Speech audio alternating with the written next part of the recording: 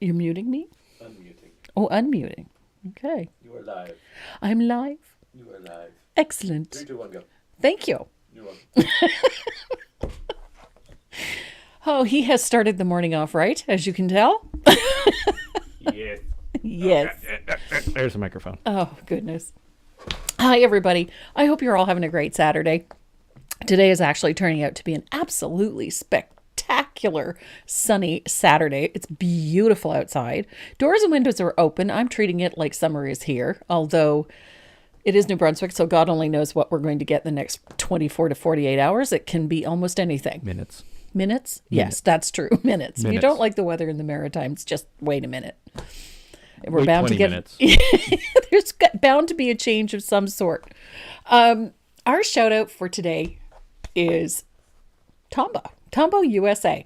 I was wasting some wonderful time on their website the other day, and Wasting wonderful time. it is wonderful. It's time well wasted. Time well wasted. There you go. And I wanted to tell you about some really great things they've got on their website. Not necessarily product-wise. I'm talking about education. They have a fabulous section on their website that has templates for doing brush lettering or hand lettering, for practice sheets and things like that. It also has some fantastic project ideas. So if you're looking for something fun to do with some of those brush pens that I've been playing with recently, I've been having way too much fun with them. Go and check out Tombow USA. They have some great resources on their website. And not only that, but they've also got a great coupon code for you this week, which I forgot to write down. So you'll find it. It's at the top of the page on the Tombow USA website at tombowusa.com. I'm in love with their pens. Their brush pens are fantastic. They have points on both ends. They're watercolor, so you can mess with them all you want. They come in wonderful little sets. You can get them in a variety of sets. So if you like pastels, you can get a set of pastels. If you like really bold, over the top, vibrant color, they've got a palette for that as well. So go and check out tombowusa.com. You're going to love what you find there. Happy mail this week. I got a little bit. You got a little bit? I got a little bit. I got a shipment of stamps in for giveaways. This is coming up. If you don't already know, May 20th, which is next Saturday, Wink, wink, nudge, nudge. wink, wink, nudge, nudge, is National Bee Day. Bee, as in bzz. I did that to him earlier, and he just sort of looked at me like I was losing it. But yes, the little bee, our little buddy the bee, is National Bee Day. So I've decided to do something somewhat thematic for that day, and all of the giveaways include something with bees. So we have bee stamps. We have all sorts of fun stuff. Bees and flowers. That is the theme for next Saturday's class. Your project will be up on Monday. I'm not going to tell you any more about it, but just suffice it to say it involves a bee. It's going to have a bee in it. Surprise. Surprise, surprise. So that was my happy mail this week. I got a whole bunch of goodies for giveaways. Those all arrived today and on Friday. Also got some other stuff in. We got surfaces for today's project have been ordered and will be here Monday. So the site is updated. You'll be able to have them. And we have tons of dragonflies, tons of plaques, tons of bumblebees and little bumblebees, courtesy of Karen Beaupre at Southern Ridge Trading is wondering what the heck I'm doing with all these bees. But she sent me 300 bees this week. 300. So I have lots of bees. Lots of bees. Lots of bees, lots of butterflies. I've got a new project coming up with that pretty little teacup sill sitter. We've got another one coming up in that series that I thought would be a lot of fun. And a couple more ideas I'm playing with for these dragonflies because one, I have a lot of them, and two, I love dragonflies. They're just fun to paint. Mm-hmm. And what else? What else? Tomorrow's Mother's Day. Tomorrow is Mother's Day. I have to work. Yes, you do have to work. I have to go to work. Happy I pushed you out of my womb day. That's what that's what that is. Somebody posted something earlier today about Mother's Day, about, this is why, and it had a rather graphic photograph attached to it. This is why there's a Mother's Day. And then one of the first comments in there showed another graphic photograph of a C-section. It said, this is also why there's Mother's Day. Which I thought, okay. So yeah, there's a lot of different types of moms out there. Yep. There are. There's, angel moms, moms of angels. Got to remember them too. I haven't seen any of those. I have a few friends that are moms of angels. So they deserve a shout out as well. They've had a tough go. It's hard work You're being the a mother mom. of the Antichrist. Yeah. You're not the first one that's told me that.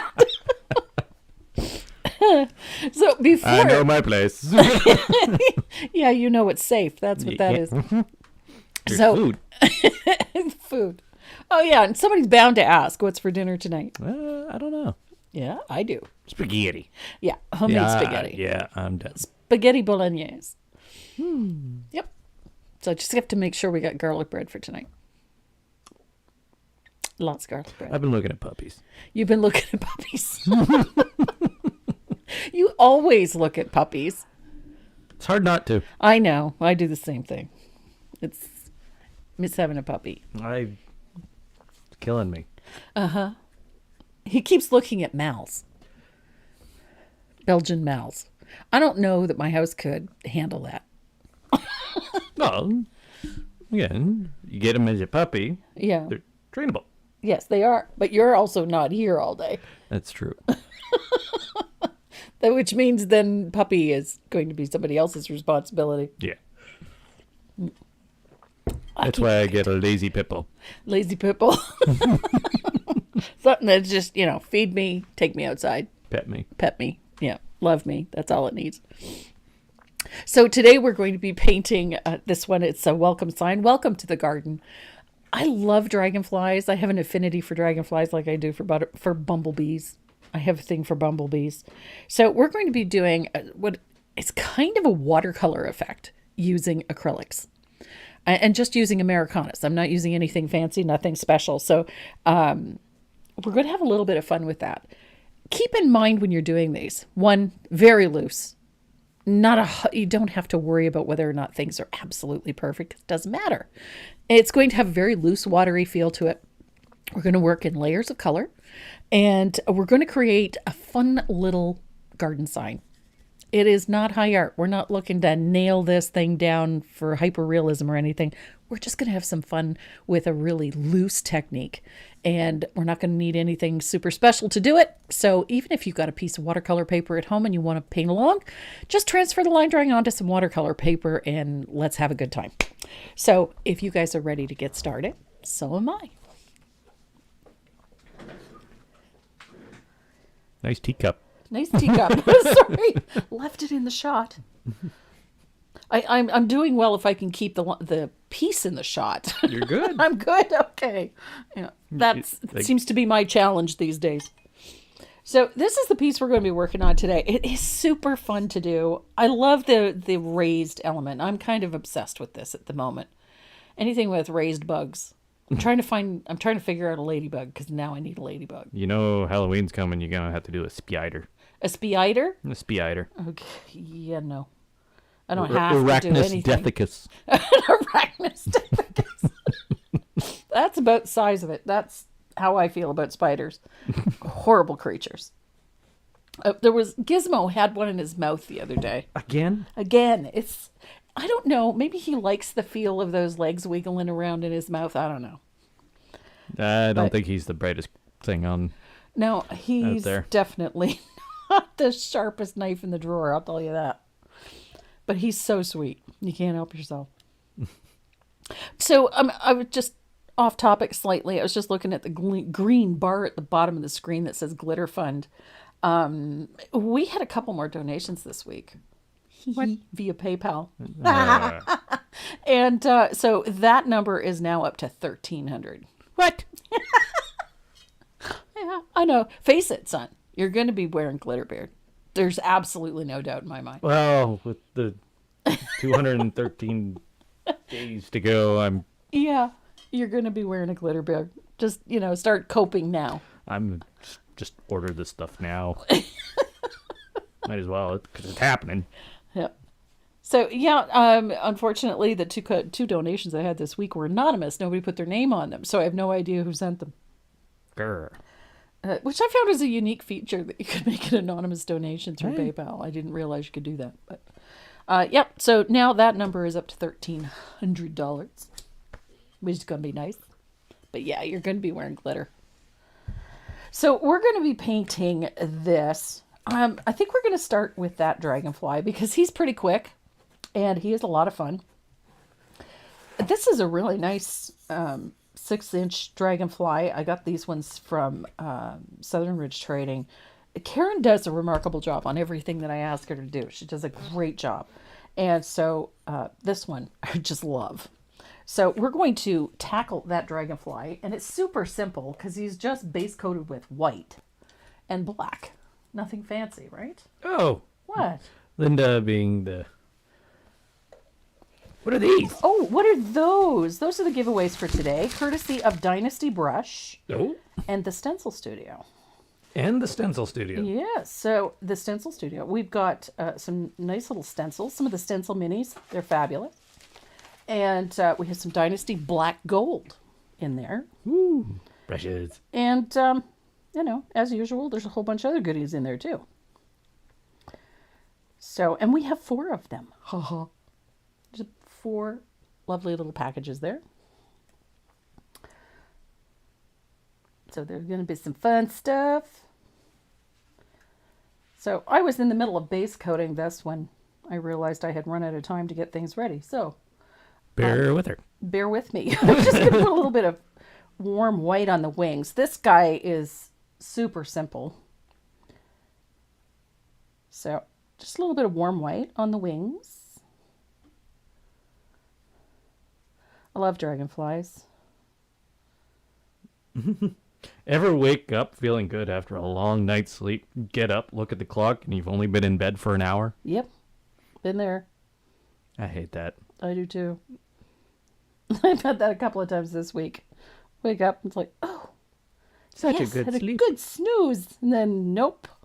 Not as good as I thought. I had a couple of nights this week where I just did not get a lot of sleep. So I've been trying to catch up on so many things. I'm late on a couple of things that I need to get done. And, I've just been hammering away at it. We finally got supplies last week, and we're finally caught up on shipping orders. So everything that people have been waiting for everything has been shipped. So, and now I have to reorder shipping supplies. So keeping my fingers crossed I can get bloody things because it's not been easy. I don't know.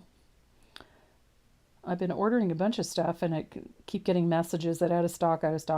So I find that frustrating.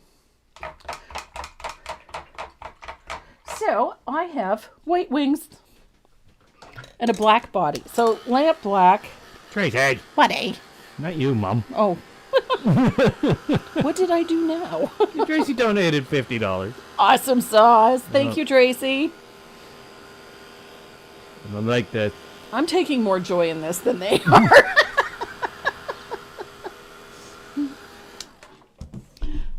They're just enabling me, that's all. And I appreciate it.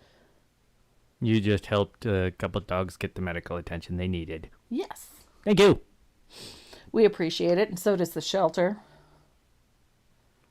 And it's that time of year. There's a lot of cats in the shelter right now, too. What size is this surface? This is a 6-inch dragonfly. It's 6 inches wide. And the sign itself is 12.5 inches. And the other dragonflies are 1.5 inches. So I just needed another coat. I'm kind of obsessed with these. Now remember earlier I said that I had lost my, I can't find my 1/8 dragon, what do you call it? Stencil. Hello. English is the second language today. Holy Moses. 1/8 polka dot. That's what I was looking for. And I remembered where I put it. Where'd you put it? On your desk? I tidied up in here. The studio was looking like a bomb went off in it because I've been, working like a maniac. So to me, this is the fun part. I'm going to stencil me some polka dots. I do love polka dots. We don't need perfect polka dots because that would be boring. Why would we do that? So I'm going to put polka dots. Now, you could choose any size. I think 1/4 inch would be pretty on this too. I think 3/8 would be a bit too big because there's not really a lot of space in there, but I really like the 1/8. I just think it's fun. So I'm going to stencil with a little bit of lamp black. Neatness doesn't count for this. And perfection, as always, is to be avoided at all costs. So there we go. Polka dots. And again, they don't have to be perfect. So if they get a little, messed up, squiggly, or maybe you had too much paint, but don't worry about it. It just gives it character.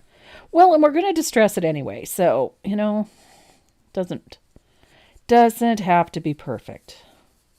I kind of like the distress look. Now, you could do this with another color. This would be really cute with blue. Like Bahama blue polka dots would be cute. I think that would be fun. But that's just me. I'm a fan of polka dots. I think polka dots rock. Look at that. We got polka dots. So I'm going to dry this real quick, and then we're going to distress these wings a little.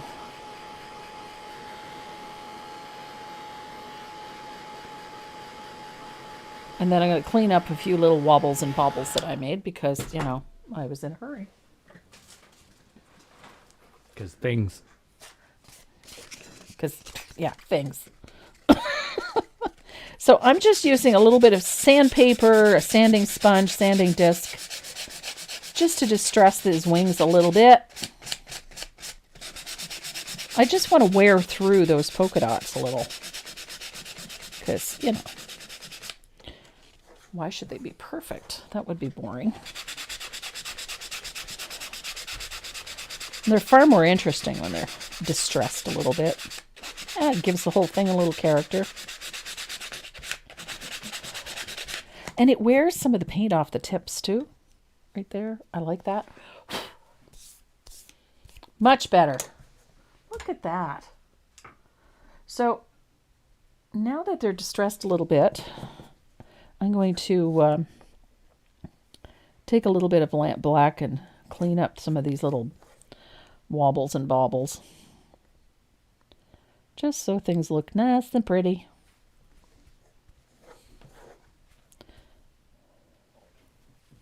No iridescence for the body or wings this time? I didn't put any, but you certainly could. Would be fun, I think.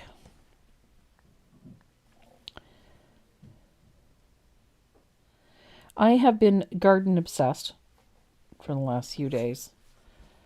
Have you seen your garden? I know. Dad and Dominic went out and turned over my garden, so it's ready. I love it.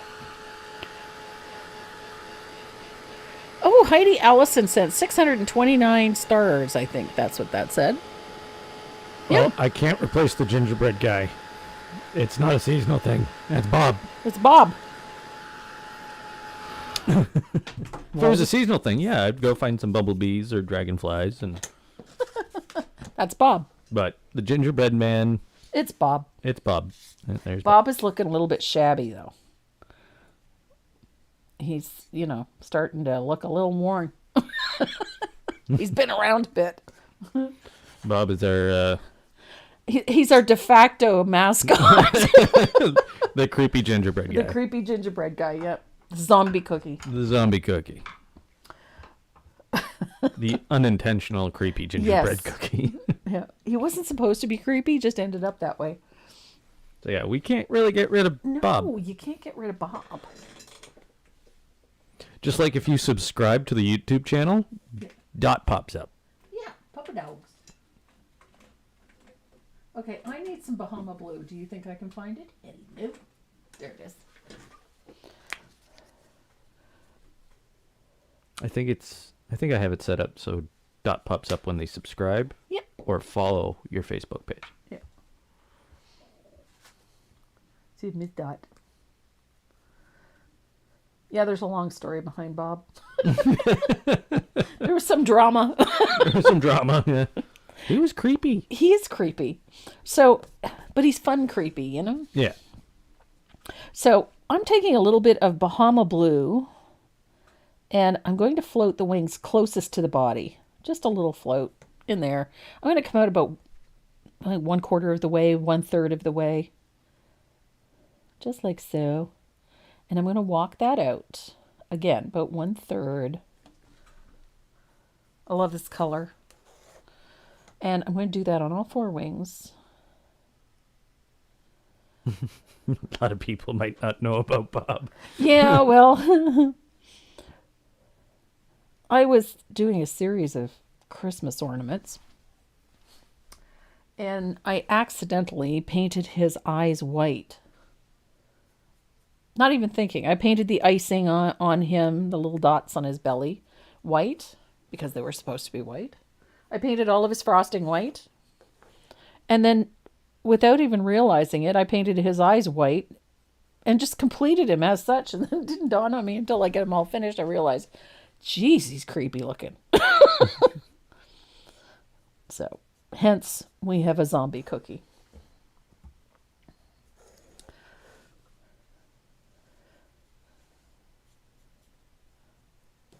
And I've been thinking about zombie cookies lately, which is a good thing or a bad thing, depending. Where's my zombie bunny and my zombie cookie? Your zombie bunny is up there. And your zombie cookie, too. Okay. Yeah. I had to make room. Yeah. So, our wings are shaded out on the tip and in the middle, so that we're doing these in thirds. So, we've got blue 1/3, white in the middle, and then we've got that little bit of Bahama blue at the tips of the wings. I'm going to dry this really well because we're going to tone this with a little bit of asphaltum. And I've been doing a little bit of experimenting this week. Someone had suggested that there was another brand of paint that made an asphaltum. Yeah. And I won't say who it is because you know I'm a decor girl. So anyway, I wanted to try it, and it took me forever to get it out of the bottle because it's so thick. But and it's quite a bit more yellow than what I'm used to. Is it more opaque too? No, it's very transparent. Yeah. Yeah. Still transparent. Yeah, which is what you want. Yeah. So I've been trying a variety of brands because I did find some at, Dick Blick and a few places that have it. And they vary slightly. Not horribly so, but they vary slightly. Jessica says, today is all about the strawberries. Strawberries. I'm guessing she wants strawberry picking. She may have. Maybe she's planting strawberries. Maybe she's planting strawberries or she's making strawberry pie or That's jam. what you're wishing. No, I'm all about the pie. I know. I like pie. So I'm just putting a weak float, heavily thinned asphaltum over top of that blue. Just gives it a little depth. Also gives it a slight greenish cast, which is what I wanted. So it's subtle. So a little bit on the tips of the wings, and I'm making sure that it comes out over all of the blue. Comme ça. So it's got to come out 1/3 of the way too.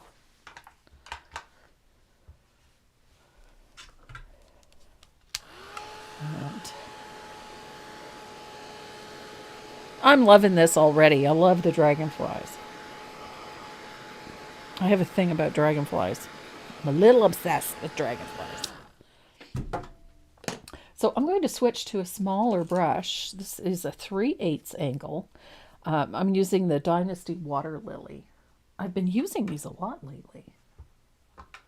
I do love my water lily. was one of those brushes. Oh, and speaking of giveaway, see, this is where my brain goes again. We've got some really great giveaways coming up in the month of June. And if you're an oil painter, or if you like long-handled brushes, you're going to love these. So we have, that's all I'm going to say about that. Oh, 'Cause keeping we've it a got some surprise, eh? Beautiful, beautiful brushes, courtesy of Dynasty. I'm excited about them. So I'm going to load my brush up, heavily thinned warm white. Just warm white. I somehow managed to get Bahama Blue all over my brush. That was smooth.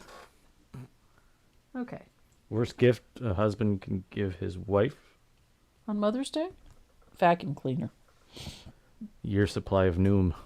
Oh, what's Noom? I don't know. Oh, it's a weight loss app. Ah, Yeah, why do they call it Noom and not Nom? I don't know.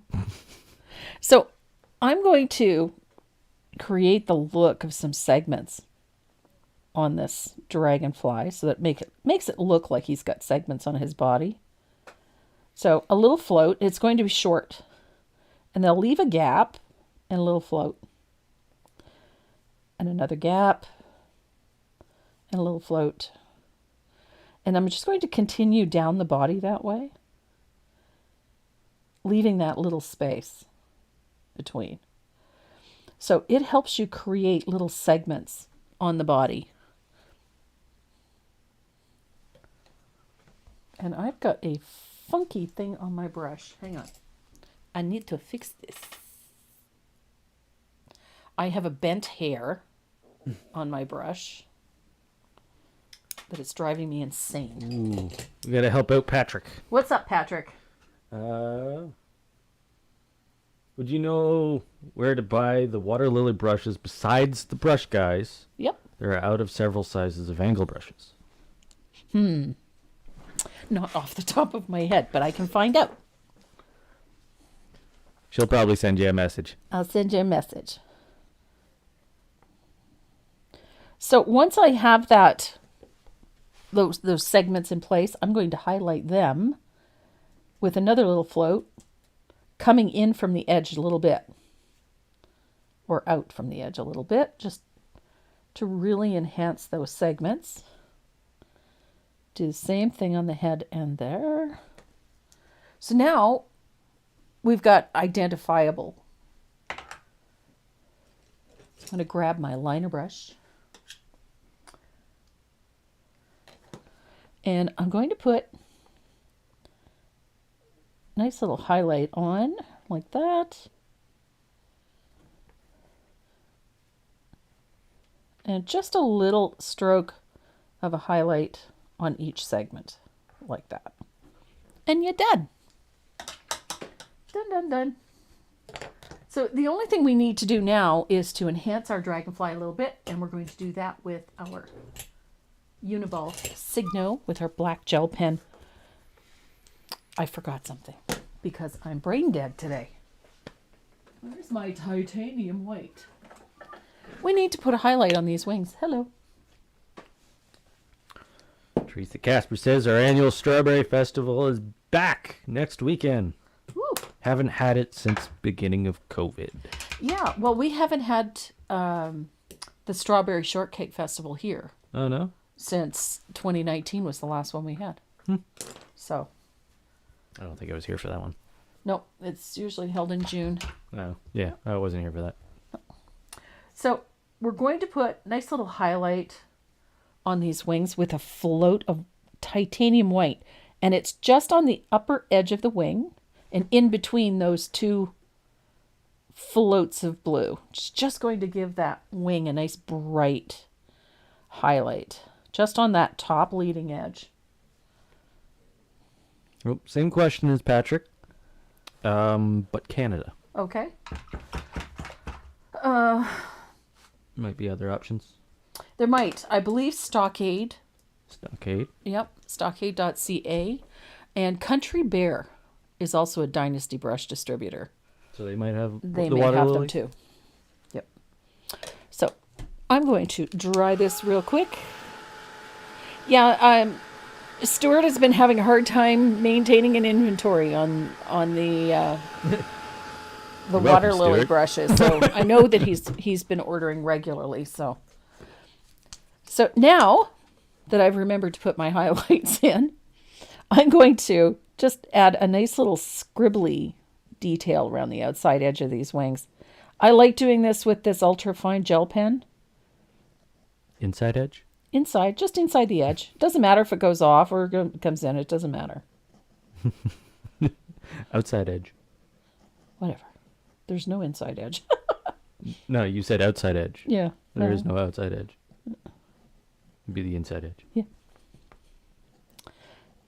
It'd be just like this. Yeah. There we go. There we go. Just like No confusion there. No confusion. Like this. Like this. Do it like this. And I kind of like the lines when they're, squiggly and they overlap a little bit and they're just not so serious. No Robin, no glitter. No, you could. Great. I should. Oh, you know You what? need to put glitter on the wings. Wink, wink. Is her actual message. Yes, absolutely. Damn I'll it. seal this and then I'll take it out in the garage and I'll sprinkle it with a little bit of glamour dust and he's hiding his beard. There. So now we have our dragonfly. Isn't he pretty? And you know what? I think... There, I'm safe. No, you're not. I need a biohazard suit. So I've got a little bit of interference. Biohazard suit. You're safe, my son. Don't Second worry. environment suit. So, just because I can, I'm going to put a little float of iridescent turquoise on the body here. Just because I wanted to. And we have the technology, so. Look at that. Technology. We can rebuild him. Yeah. I saw the funniest clip the other day when they're talking about Gen X. And I'm on that borderline between Gen X and the last of the baby boomers. Like me in the Gen X and the millennials. Yes, exactly. You're that little generation in between. Yeah. And it just struck me so funny, this young guy, like, why are we letting, Gen X off the hook? You're not letting them do anything. They're doing it. They're doing it, whether you like it or not. So, I had to, I like that. Maybe I should have done that there. That little bit of, love it. Look how pretty. I love it. I love these dragonflies. Now I'm going to have to think of something else to do with these polka dotted dragonflies because I like them. Now, we also have one of these little guys. It's 1.5 inches. They're not very big. And you really don't have to do a lot to these. All I did was just take a little float of warm white at the top of the wings. That's it. Just to, add a little highlight. And he's ready to go. So super simple. Yeah, they're really asking for glitter. Yeah, they need glitter. Okay, fine. I'll glitterify it. I'm leaving the room. No, you're not. You're going to suck it up. Bye. I have the technology because I have a crap ton of glitter. It's not the right color. Oh, the world is not safe. Yeah, well, you'll get over it. Arsenal of glitter. I have an arsenal of glitter. That's an excellent description. I think I have an arsenal of glitter. Oh, where did my glamadust go? Glamadust. Oh, jeez. There it is. Oh, I had a bad moment. Couldn't find a thing of glamadust.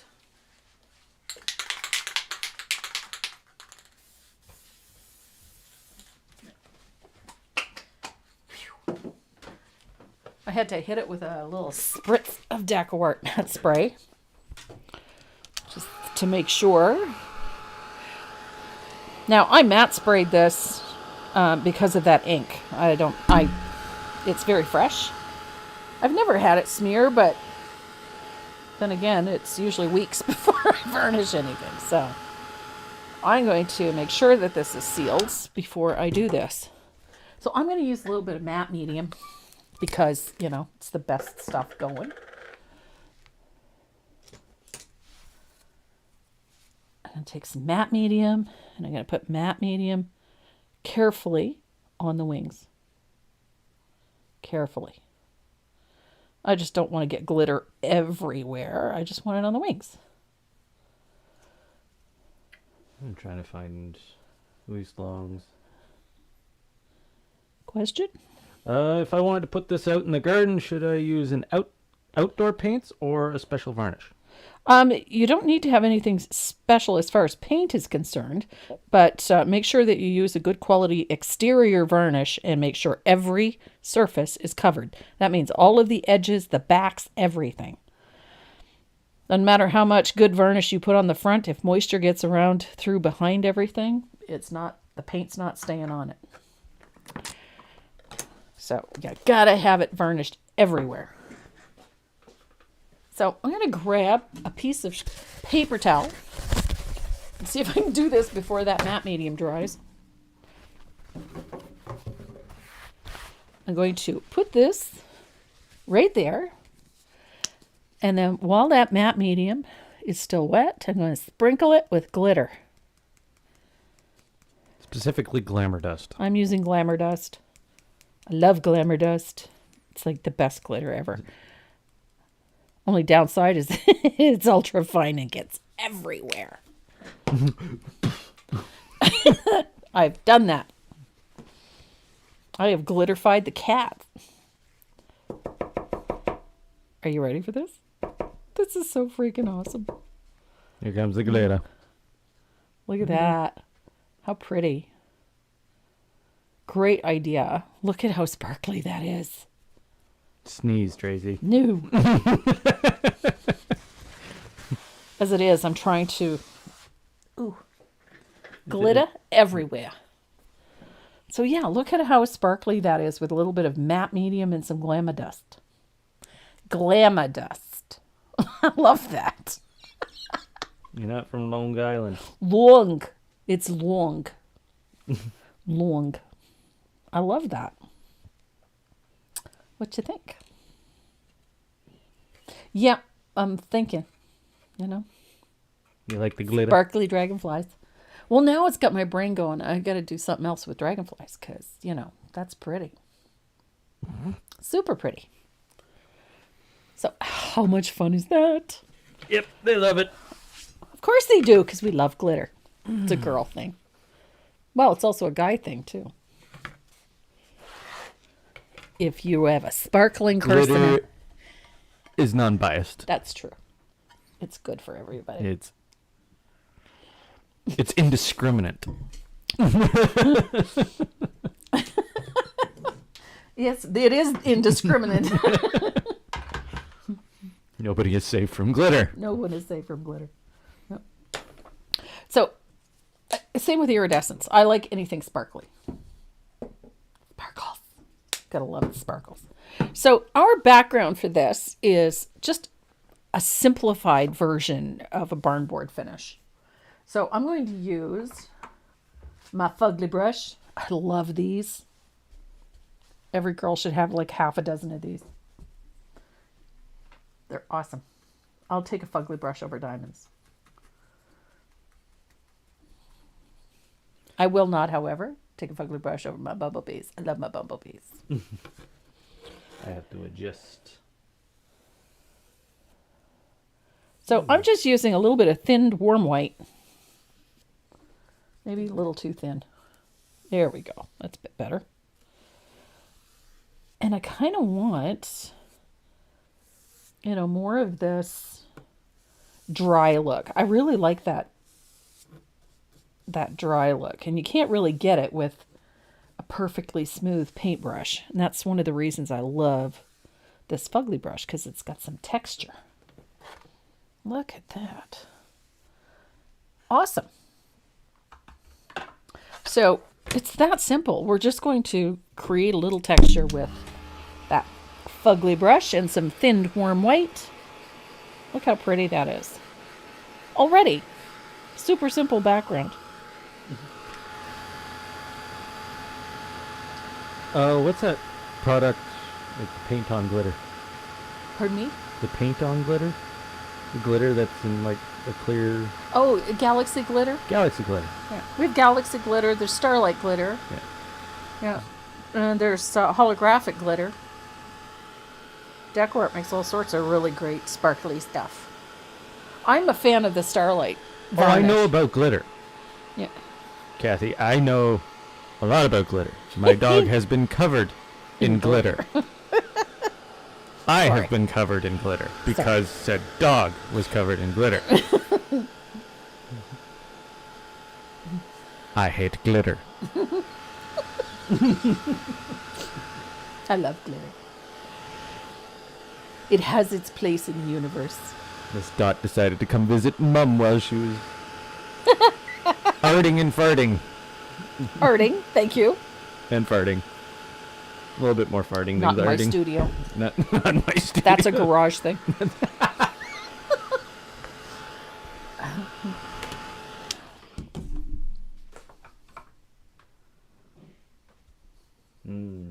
Strawberry pie. Are we still on the pie thing? I guess so.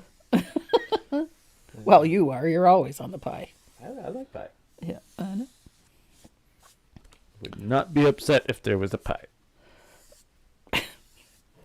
That's kind of like the cake I made.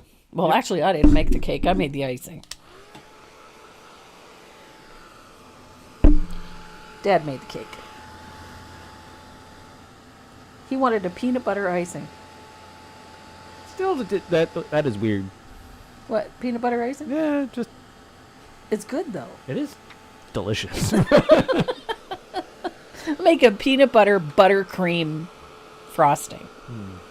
He wanted a plain white cake with buttercream peanut butter frosting. Delicious. So I made it. Well, he made the cake. I made the frosting.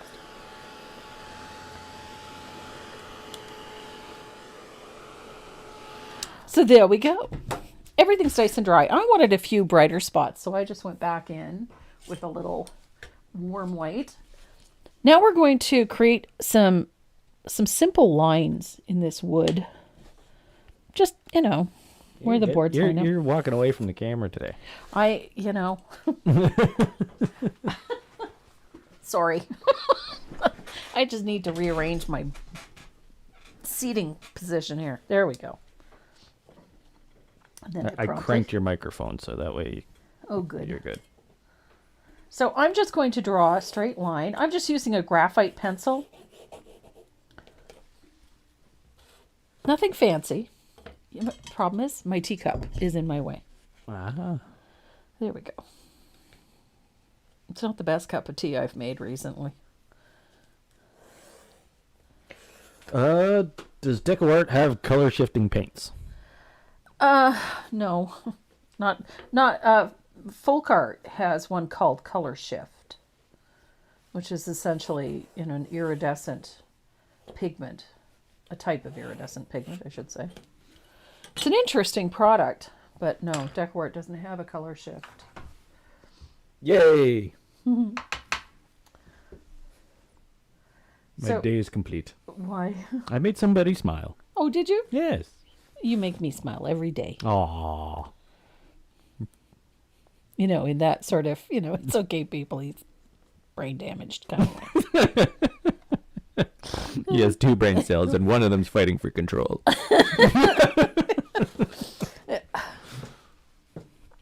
So I'm just going to float the edges with a little bit of Ashfalda. Just a thin, just enough to age the edges. I don't want to go overboard with this. Laughing out loud is good for the soul. It is.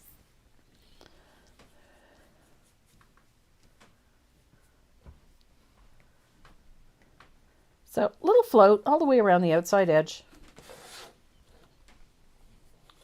I I just like how this looks. It just gives it a little age. So it doesn't look so perfect.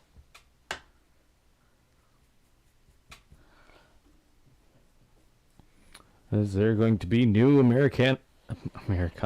Scuttlebutt has it that there will be, but I don't know when they're going to be announced. Who? Who? Decor. Okay. You said scuttlebutt. Scuttlebutt, yes. Okay. Do you know what scuttlebutt is? Nope. There wouldn't be giant question marks over my head. Scuttlebutt is like a rumor.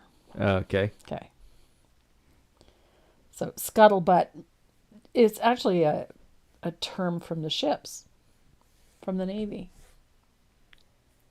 Army. I know. Okay. I'm aware. Yeah. Yeah. Scuttlebutt's a thing? Scuttlebutt is a thing. Okay. Yep. And in case you were wondering where that came from.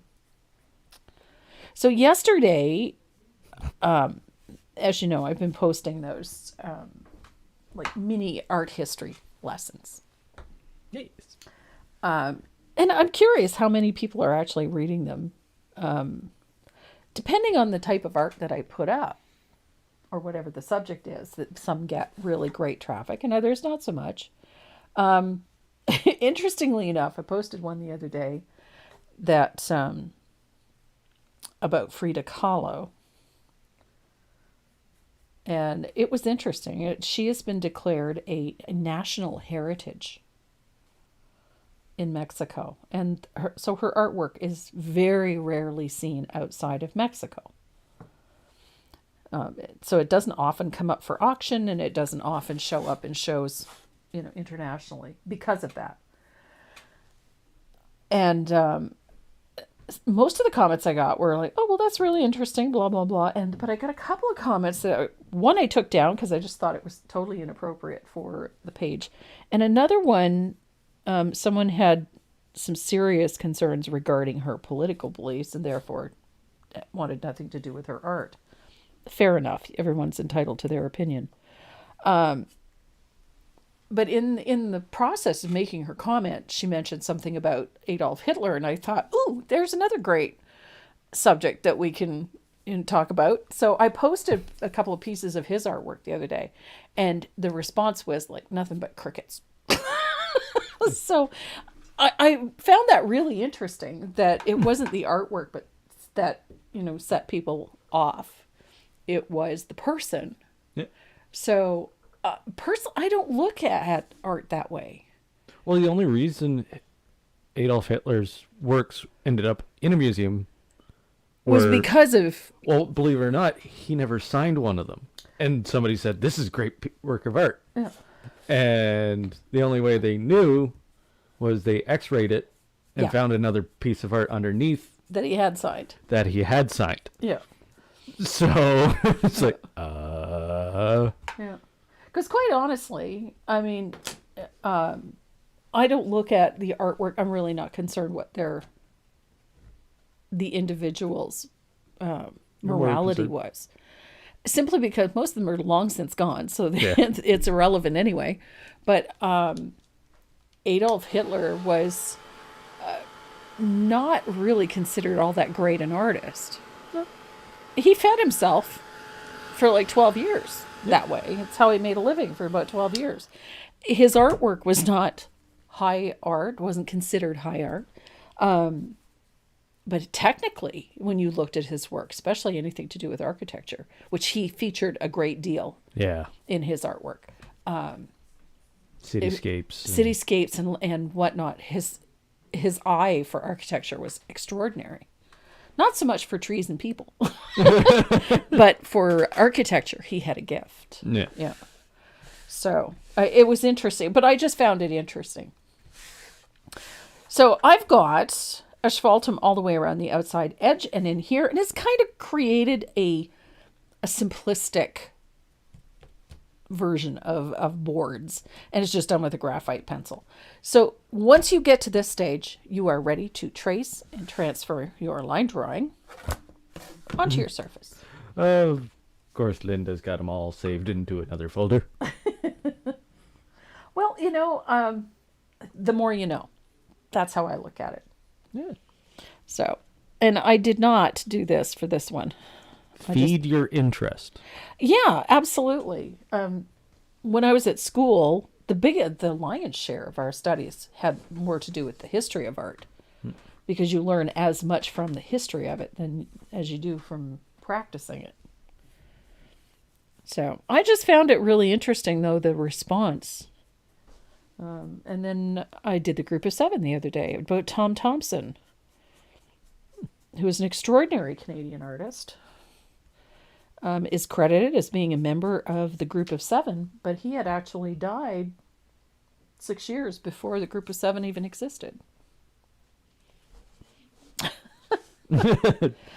What? Well, Tom Thompson and all of the members of what would now So be he's kind of like an honorary. No. He belonged to a group called the Algonquin.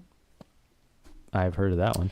And it was made up of what were now members of the group of 7. And the group of 7 was after, it was post First World War, so from 1920 to 1933. But prior to that, all of these members of the Algonquin movement of art in Canada, they had all either worked for the war effort, had worked during the war, had served during the war. A couple of them had been injured. And a couple of them actually are, which I think was at the time a fairly unique occupation. War artists. And war artists. Yes. We have a few of those in our We gallery. have some exceptional when we had some exceptional artists. One of them being Bruno Bobak. Yep. And 3 of them were all members of the group of 7. Oh. So it was an interesting tidbit. Now, Tom Thompson, who is said to have had, been a tremendous force for the group of 7, he died in 1917 in an accident on a lake. So he was never actually part of the group of 7, but he was a part of the Algonquins. So it was just an interesting little tidbit that, he is so heavily credited and is displayed, his works are displayed with the group of 7, when in actual fact he was never a member. But his work is beautiful. But another artist that was also heavily featured in the group of 7, was never actually a member, was Emily Carr. She was all part of that same group of artists. Speaking of extraordinary talent. And for those of you that are not familiar with the group of 7, they were a group of painters, created a movement called the Group of 7 in Canada in the early part of the 19th century or the 20th century. And they were post-impressionists and impressionists. So I got a good question for you here. Yeah. Do your color palettes based on pictures on your Facebook page, not the color of the day, Yeah. match decowork colors or not necessarily? Not necessarily. I try to look for things that are close to decowork colors, but they're not necessarily decowork colors. The main purpose behind those daily posts is simply inspiration. It allows you to look at things. You see a photograph and then pick it apart, have a good look at it, and select all of those individual colors from it. It teaches you to see, is what it does. And inspire. I like that. So now I'm up to snuff. I've got my board done. I have It all my... almost matches your tabletop. Yeah, almost. If I get it, Like on just camera, it's pretty close.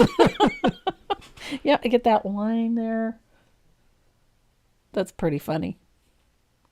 It's camouflage. Why are you painting your table? Yeah. So we're going to be using a technique. It's pretty simple, actually, and it's a lot of fun. I'm going to be using a couple of round brushes. I've got a number 4, and I think this one is a number 6. Oh, I see a pattern in the front there. Yeah. I like it. Uh-huh. So I've been having a lot of fun with watercolors. I've got my membership group working with watercolor brushes and trying out some watercolor techniques. They have we're so enwrapped in working with acrylics that we sometimes forget that there's a huge array of other media out there that we can play with. And but for a lot of us, it's just simply, I just can't bring in another brand of paint, or I can't bring in another box of pencils, or another thing, because our studios are just crammed full of it. So I was sitting here playing with an idea, and I thought that this would be a lot of fun. So I'm using a round brush, and you can do this with either water or glaze. I'm using a little bit of Joe Sonia's Fast Dry. And our first color is Tuscan Red. And we're going to pull some of that Tuscan Red out. If you watch the palette here, I'm just pulling a little bit of it out. And I'm adding glaze till I get this really watery looking pinkish red. Just like that. Nothing fancy. And I've got my brush loaded. So it's got lots of color in it. And we're going to use this color in the darkest parts of those flowers. So down towards the center, like so. I'm just scribbling that color in. And then in here, look at this, down in here, in behind that petal, towards the center, like that. Easy peasy, right? So it's not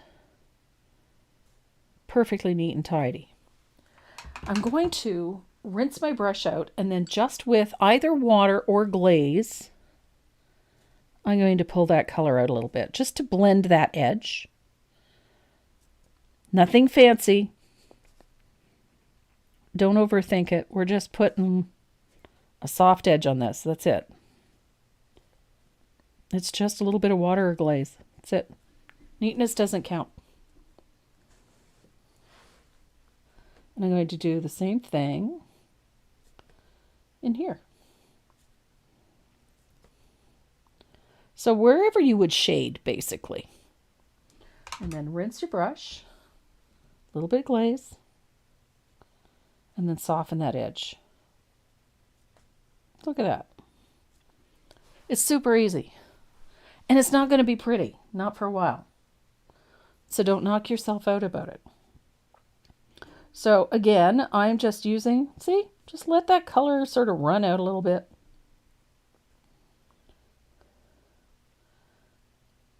And you don't have to get this all done in one shot. This is the thing. It does not have to be perfect right off the bat. In fact, it's not going to be, so there's no point in killing yourself trying to get it to look that way. So these petals are not going to be perfect. They are, however, going to be very colorful. And that's more what I'm interested in at this point. A little bit of glaze. Soften those edges. Just so that they look soft. That's all we really want. They don't have to be perfect. Now you're going to strengthen your color a little bit, which means you're just going to put a little more of that Tuscan Red into that original color so that it's a little darker. And you're going to pull some in those darker areas, like so, but a little smaller. So each time you do this, it gets a little smaller. But every time you put a layer of color on, you're going to take that brush, wet with a little glaze, soften out those edges, just so that you get those nice, soft, watery color effects. There we go. It's loose. So there's no point, don't torture yourself trying to get it perfect because it doesn't matter. Nice and loose.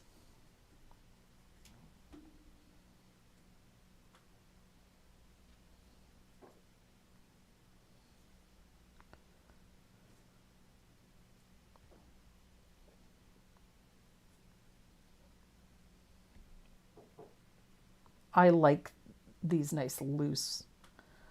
I'm a fan. I have always loved that delicate look, that softness, almost ethereal layer of color that watercolor gives you. I don't have the gift for it. Some people just have this remarkable gift with watercolor. And I could name a number of artists that just have this extraordinary ability. I'm not one of them. I can play with it.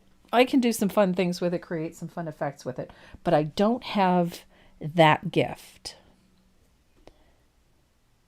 And there are some extraordinary artists that do. Mark Palomchuk, I love his work. I have a couple of originals because I just love his stuff. There's just something about the way he paints that appeals. And another watercolor artist that I'm particularly fond of and greatly admire is Shelley Pryor. She's a Canadian watercolor artist. She's extraordinary. She paints glass with watercolor. You'd swear you could pick it up. It's amazing. So I've got 2 layers of that Tuscan red in there. So it's nice and dark at this point. And then I'm going to switch over to this. This is a little bit of scarlet. It's a bit more opaque than the Tuscan red. It has a nice orange tone. And we're going to thin that out as well. And this might scare us a little bit, but that's okay. I'm going to take some of that orange. I'm going to go right over that Tuscan red. And I'm going to pull some of that color up towards the edge. Like so. I really love how this looks. That little shot of orange over top of that Tuscan red. And then I'm going to do the same thing I did with the first one. I'm going to rinse my brush, pick up a little bit of glaze, and I'm going to pull that color out to the edge. Like so. I love this. And it gives you that, almost instantly gives you that watercolory effect. I love it. But don't worry about it. If it goes over the lines, it doesn't matter. Don't fuss with it. We're going for a very heavily watercolored look. So don't torture yourself if it doesn't look absolutely neat and perfect, because it doesn't matter.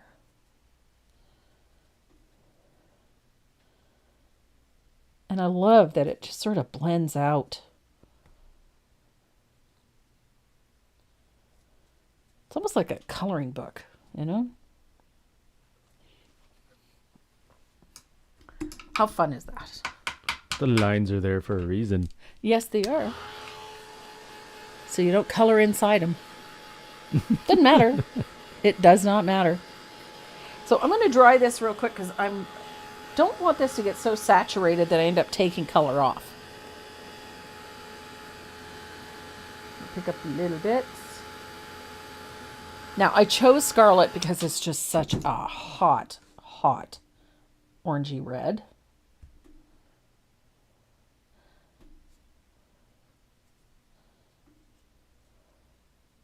Look how pretty.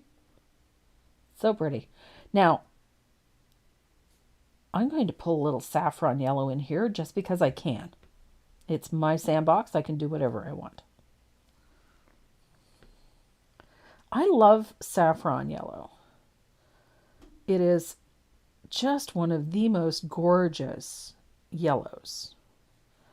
It's like diarrhea yellow in the media line. I love that yellow. It is an in-your-face yellow. Where's my saffron? Where did my saffron go? There it is. Saffron yellow. Love it. Love, love, love it. So I'm going to do the same thing with a little bit of saffron yellow, but I'm going to thin it out. Such a gorgeous yellow. Look at this. Like, is that a hot color palette or what? I love it. So I'm going to take my saffron yellow and I'm going to come out to the edges of my petals a little bit. Look at that. Oh.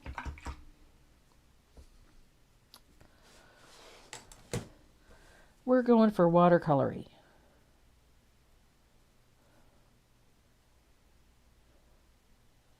I love that bright yellow at the edges of all of this red. It's just like yummy.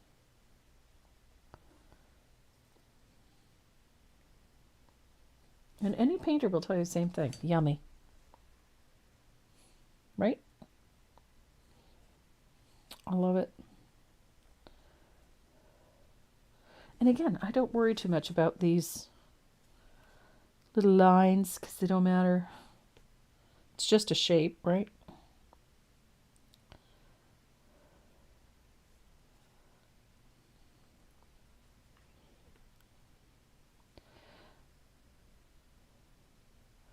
Now, I'm going to come back in with a little bit of Sunny Day just to bring in back a little of the whites.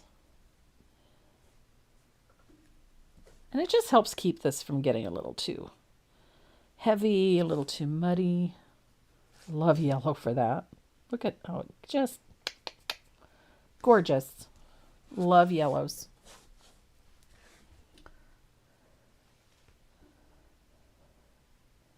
Now, I know for some of you, you're, oh, I don't know that I can do that. Well, it is very loose, and it's, for us especially, decorative painters, we've been so heavily structured for so long that it's not an easy thing for us to just, not follow those lines, to not follow the rules. I get it. But I'm also telling you that you can break those rules. Learn the rules like a pro, like as an amateur, and then you can break them when you're a pro. That's how that works. And if you're wondering who said that besides me, it was Picasso. Another little... I love it. That little bit of yellow at the edges of those petals. Heat, heat, heat, lots of it. So the fun part about doing this is that there are no real rules. You're going to get lots of bright color. And even though it may look loose at this moment, and didn't Miss Lynn Bowman's got a question. She does? Yes, it's in reference to the little jar. My little jar. This is Joe Sonia's Fast Dry Glaze. Yes. It's my everything medium. I love this stuff. I use it for thinning. I use it instead of water when I paint. I just love it. It helps keep the paint wet for a little time. It lets you float color beautifully. It makes opaque paint a little more transparent, makes your transparent paints go a lot further. I absolutely love this stuff. It is the best thing since cookies. And she's wondering, how and when do you use it? How I use it for everything. If I would use water with acrylics, I use this instead. Boom.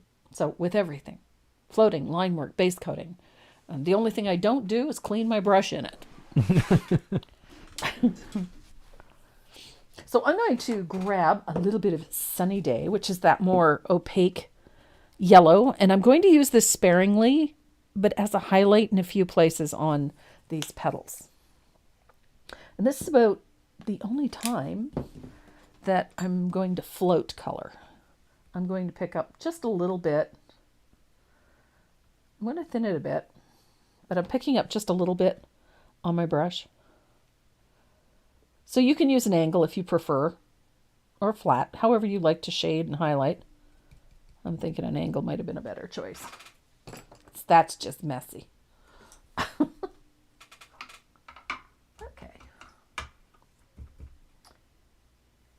I'm going to pick up a little of that. So I've got a little bit of Sunny Day on my brush. And I'm going to just use a nice little weak float at the edges of my flower. Just a little, just, you know, create a little highlight here and there. And the same on the edges.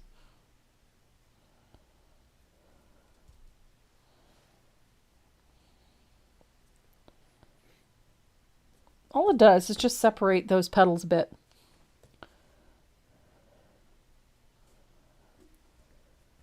We're not really too concerned with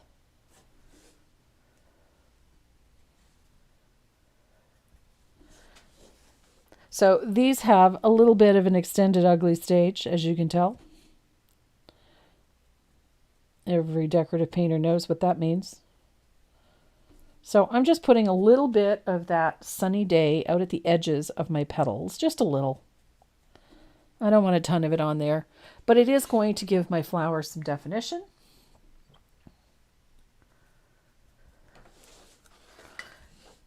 And then once I've got this yellow in,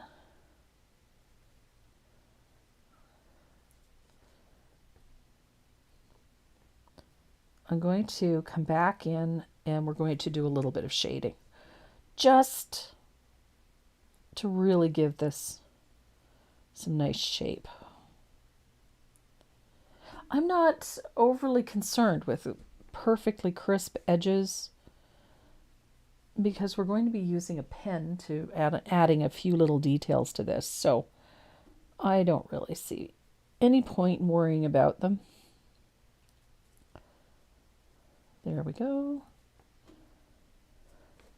Almost there. I'm just going to add a few little spit spots here and there. This one over here is mainly something to help contrast that dragonfly. I didn't really intend these flowers to be overly detailed or perfect because they only had one purpose, and that was to support the dragonfly. So, but that does not mean that you can get away with not doing certain things. And one of those certain things we're doing is adding some highlight and some definition. So there we go. And as I said, we're going to be doing a little bit of work with some ink that is going to define them even further. So now that we've got all of that in, let's dry this real quick.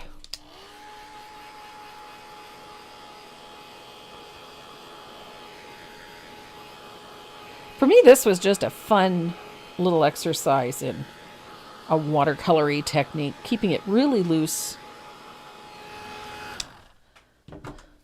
And we're going to do something similar with all of the greenery in there. But I need to find some purple iris. This is that new purple from Decor. It came out last year. I love this color. It's not quite as dark as a Diox, but almost. And the color number for this one is 412, DA 412. If you're looking to put it in your paint rack. Speaking of paint rack. Uh-oh. There's a segue. It just occurred to me. So I'm taking a little bit of this purple iris and I'm going to shade in here. This is just going to clean up and give us some nice dark shadows. Just separate petals a little bit. I love this color for this. It's so pretty. It's a great purple.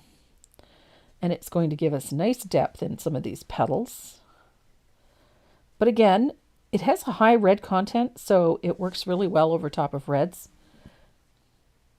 And it lets us clean up a little bit. Give us some nice dark shadows without subduing all of that red.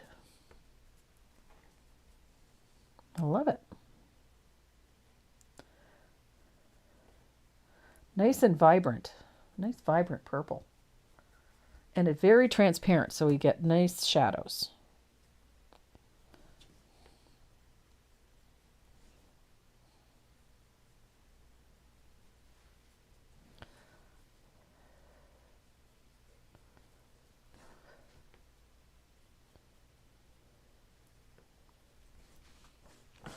So a little bit to do here.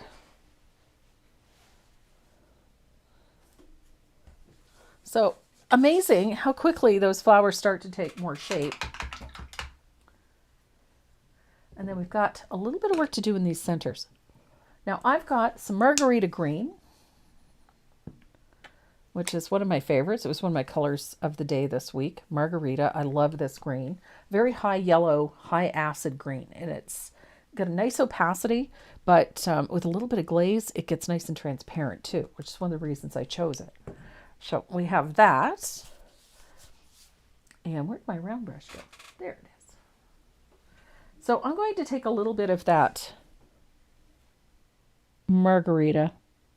So that little dot in the center of our flower is going to be margarita. And then I'm going to thin some of this out with a little bit of glaze. And we're going to stroke in our leaves. Now I've thinned this quite a bit, but I'm just going to stroke in some leaves and some stems with just that little bit of thinned margarita. It's a nice green. I forgot this little flower down here. I'm going to have to come back in and do that. So all of these leaves just fill in those shapes with a little bit of that thinned margarita.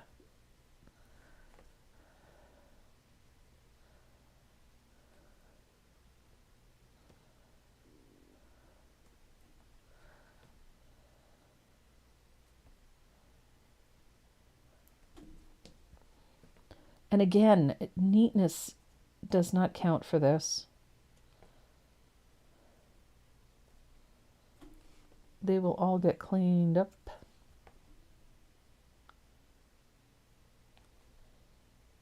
There we are. So I have a little flower down here that I completely forgot.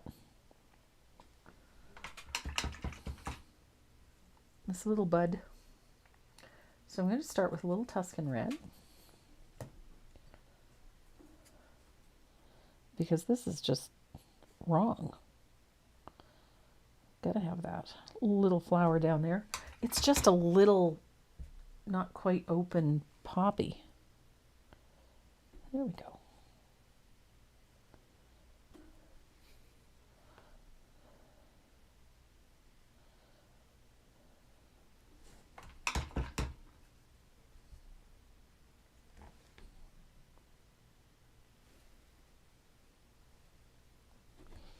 I love that these colors just sort of run together.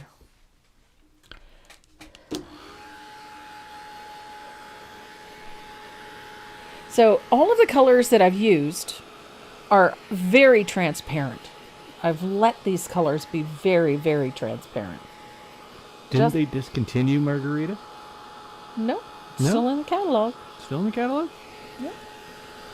Might be hard to find. Well, it did make the discontinued list a couple of years ago, but it has since been added back into the catalog.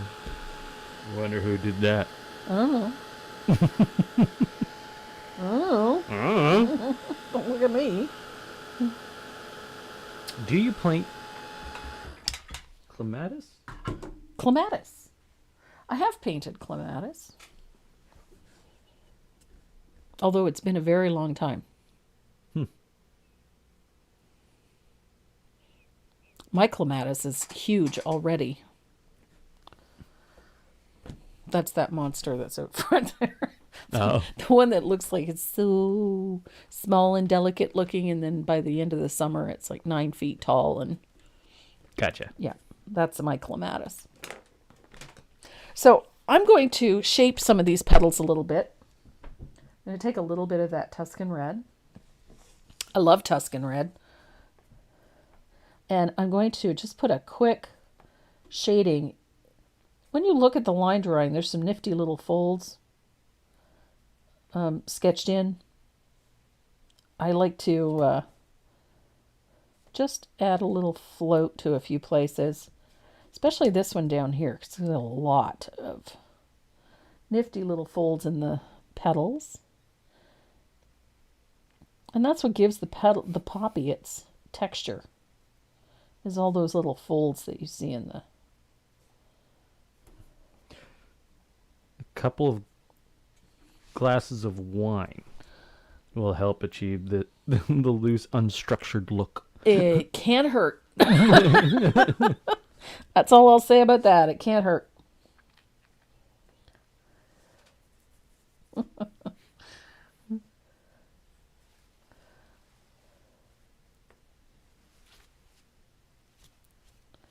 There we are. So, yep, just a few little floats here and there, just to create a little more depth, a little texture in these petals.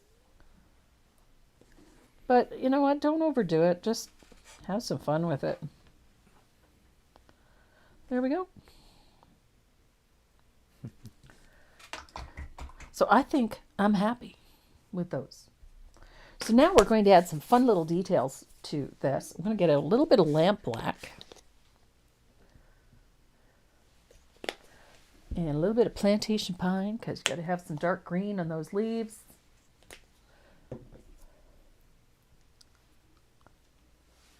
And we need, well, we've already got purple out, so we're good. All I need now is a good liner brush. And I'm going to start with the lamp black just around this little guy here.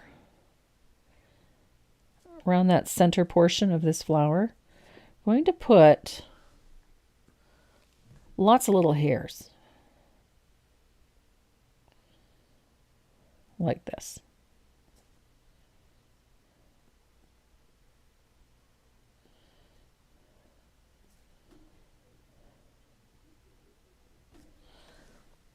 I like that texture around the center. Those little strokes of hair, like so. And then I like to highlight, so we need a little bit of purple and a little bit of warm white. I need to make a lavender color because I like the purple tone in the center of the flower. We used it for shading.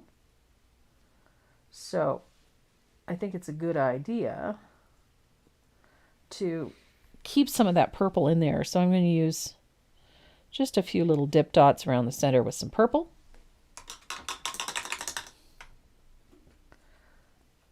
And this little flower down here is going to have a few of those too. Although the very center of the flower is hidden, it still needs to have some of that texture. And then I'm going to do the same thing with a little bit of that purple.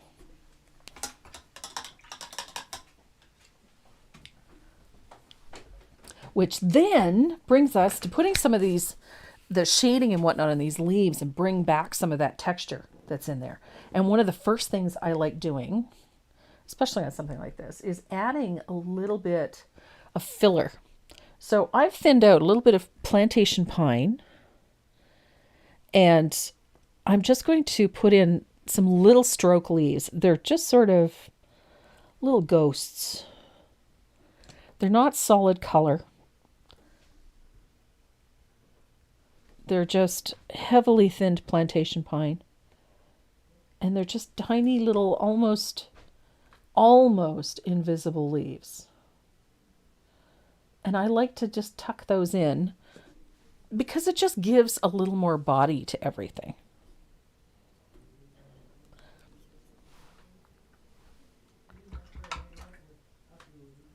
And then I'm going to grab a little of that plantation pine and load the brush as if we're going to float.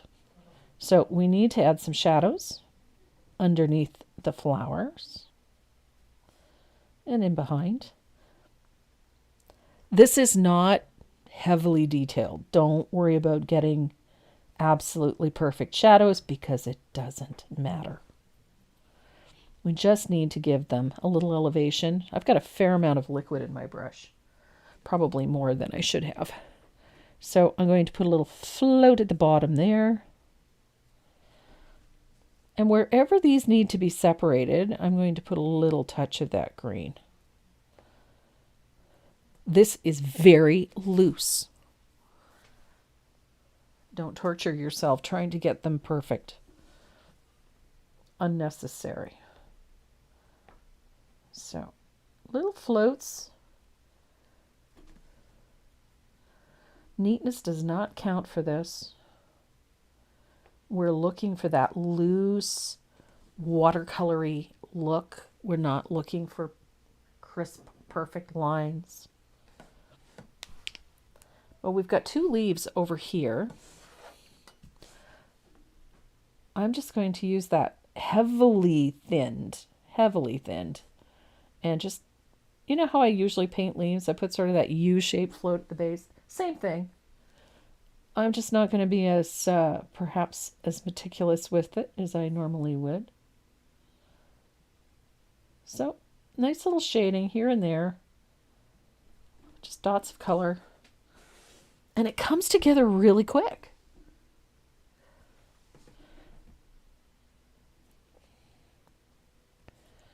So don't be shy with it. You can putz with this all you want.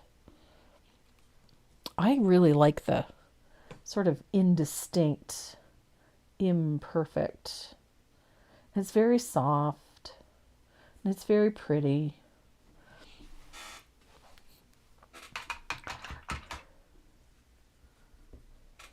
Now, there's nothing to stop you from adding more detail to this if you wanted to. If you want to paint this as you normally would, go right ahead. There's absolutely nothing to stop you.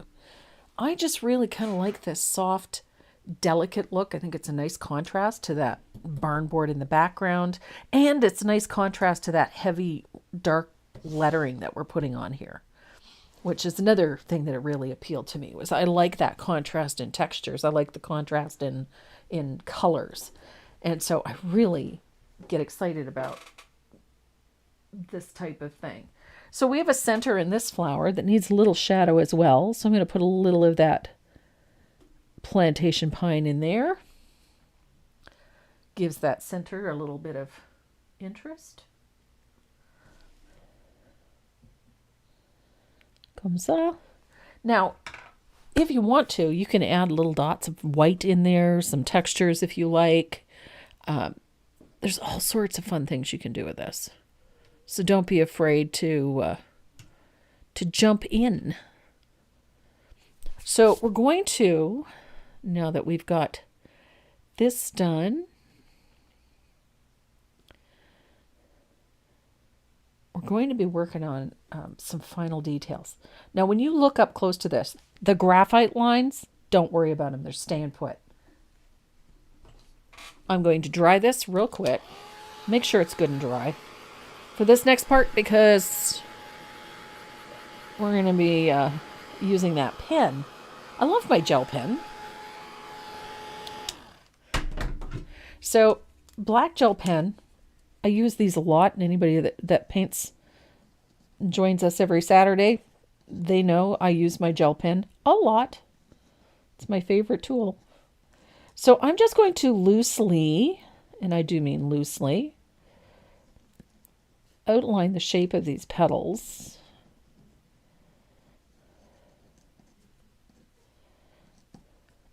And again, it doesn't matter if it's perfect.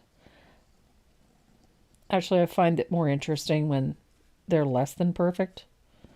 And then you can add, those scribbly little details to enhance all those textures, those folds in the petals. Don't be afraid. I like the outline. It adds something to this. And then I'm going to do the same thing to the little buds. Don't be afraid. I love the fact that this is just so forgiving. You can do whatever your heart desires. I like the textures. Same with the leaves. I'm not worried about whether or not I cover up all those graphite lines because they're staying put. They're just going to fall into the overall design. Anybody that sees it later on will never know. It does not matter.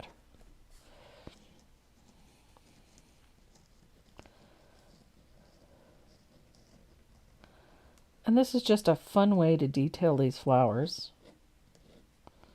Fun way to detail this piece.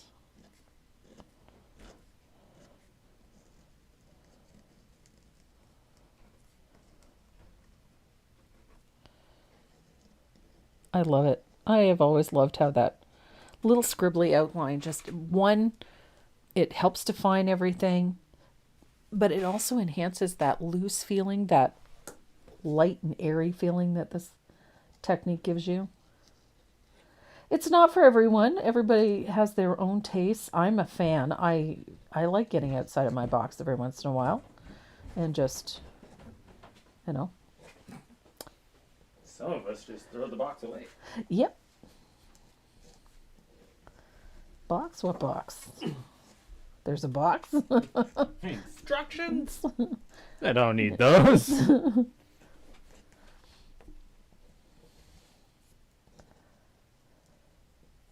I like this. This is just, I don't know, it was a fun way to come up with a little garden sign. And I really like that sort of watery, colory, loose. It's fun. It's scary, especially when, you know, you're accustomed to painting in such a controlled method. And a decorative painting, the way we've been taught, the toll painting methods we've been taught are highly controlled. They're highly structured. And so it's not always easy for us to step away from that.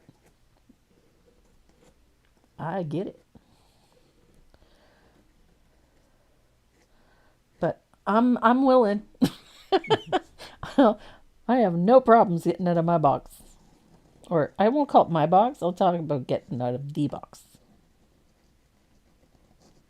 The box. Yep, the box. A box. No, the box.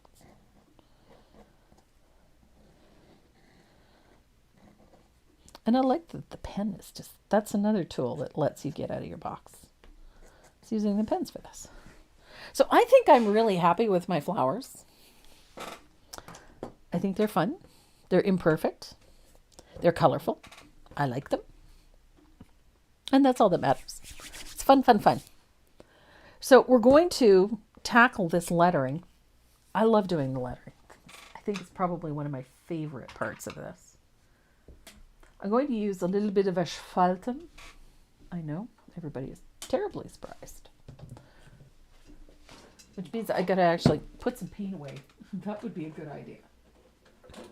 So that I can do this. I have warm white, titanium white. I don't use titanium white very much. And I do love my saffron yellow.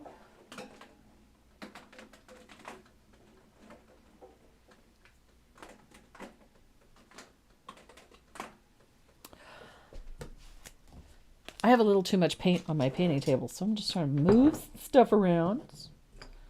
I've got brushes everywhere, got paint everywhere. Good gravy, Marie. Okay. I have a bottle of asphaltum. If you're looking for it, the item number is DA180. Ah, yes, asphaltum. No surprise. Kill surprise. Yeah, nobody's really surprised when I play with that color. So when I'm doing lettering, one of the first things I like doing this first because it just, I don't know, it makes sense to me. So I'm going to add some nice little shadows to my lettering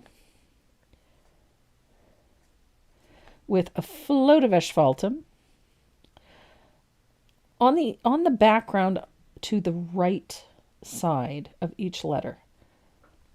And the reason I like doing this before I paint the lettering is that I don't have to worry about the color getting up on top of the lettering. And if I need to adjust it, if I need to make it darker or lighter, etc., I can always do it. But this just goes so much faster when you don't have to worry about getting it on top of the other color. Super simple, right?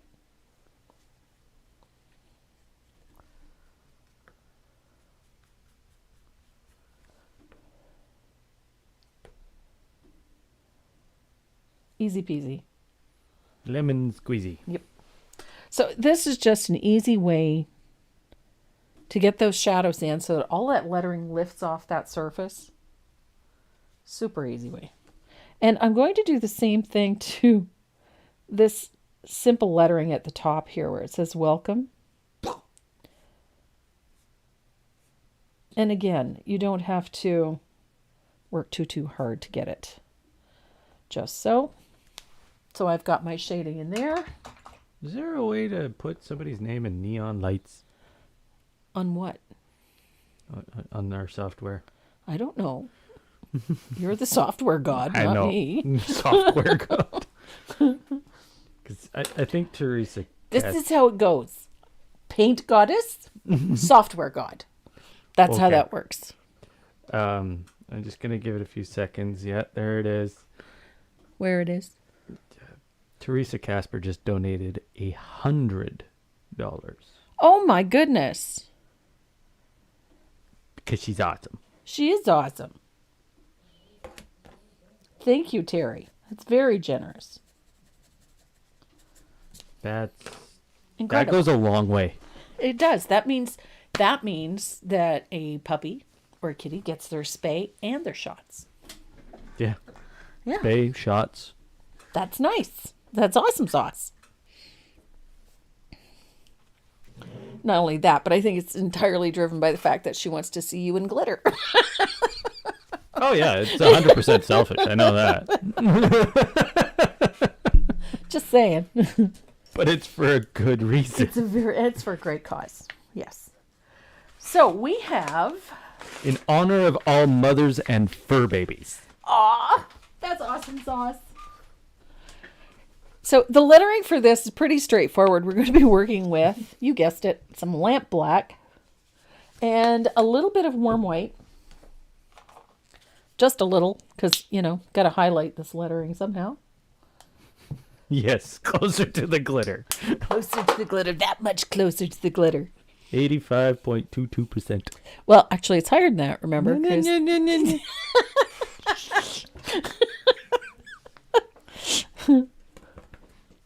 Just saying. 85.22%. Just saying. So we're going to paint this lettering. Now to do this, I'm using a number 2 faux squirrel rigger. And this one, for some unknown reason, okay, it's working. It just for a second there, I didn't think it was going to work for me. So I'm thinning out a little bit of lamp black. And I'm going to start with the cross sections on this lettering. This is this bar at the top here.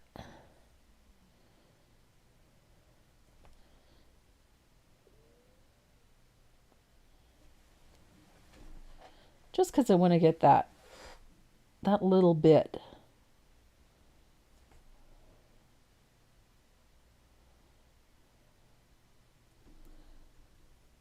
It was bugging me.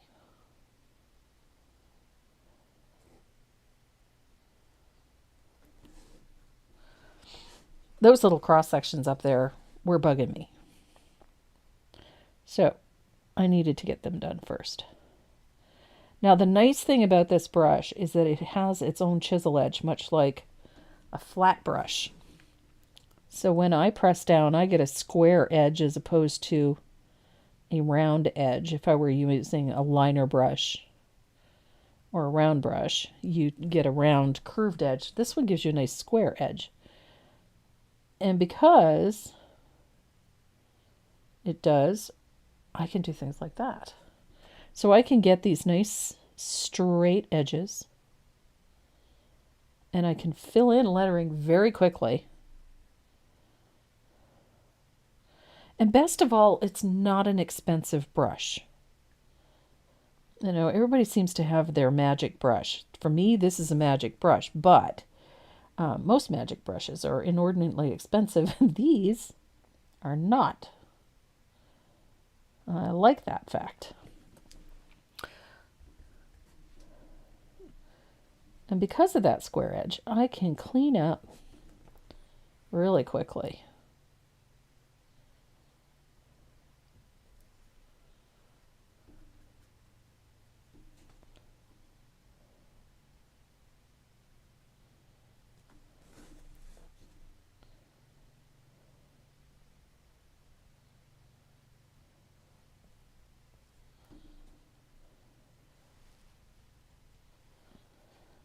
The biggest part of doing lettering is having brush control. Having control over that brush is what makes the difference. And that's one of the reasons that I love these so much, is because they let you have control. It's an easy brush to control.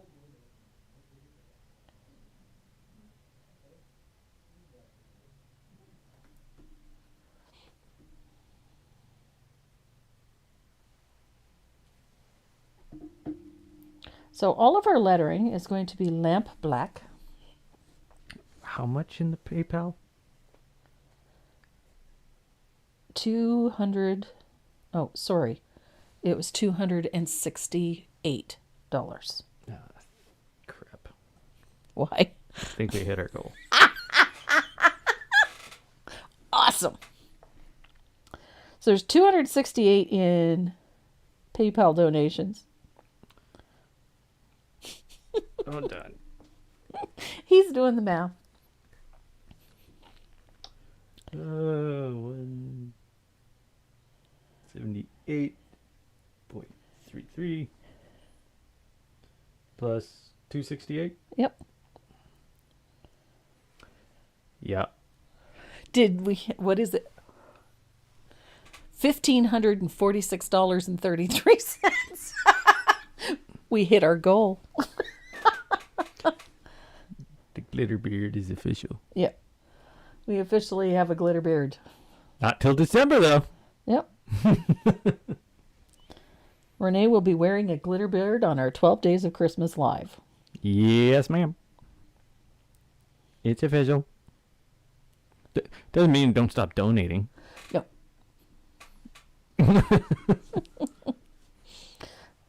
What does the 2,000 mark get us? Lights. Lights. We'll put lights in his beard. Lights will be in the beard.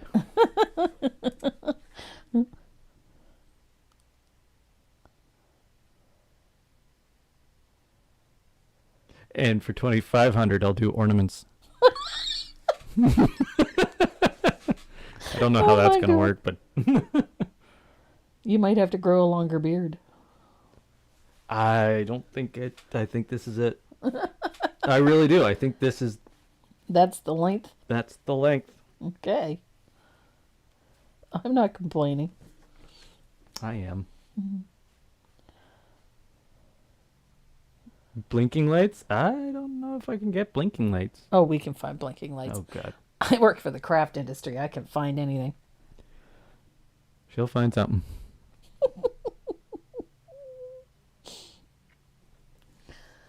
I am determined. Ornaments as earrings? Well, he doesn't have pierced ears anymore. Oh, no, it's... They're...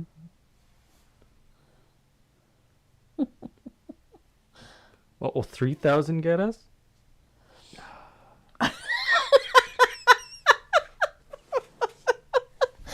Hey, you're the one that started this. I did start this, didn't I? Yes, you did. You arrogant little... In your infinite wisdom. I thought it was funny. It was funny. And then it Now became it's not real. so funny.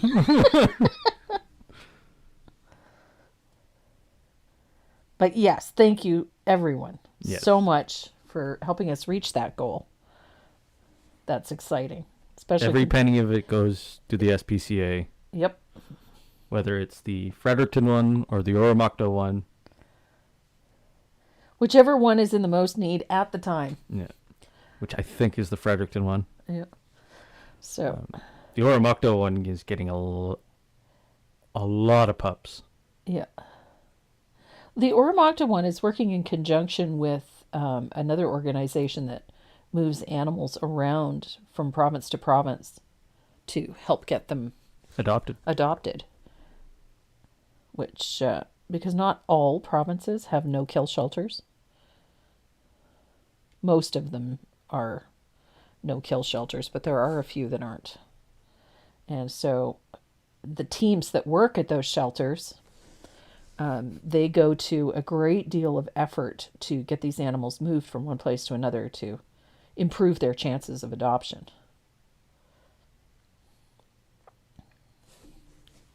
Which is pretty amazing. And sadly, there is a reason for a no-kill shelter, but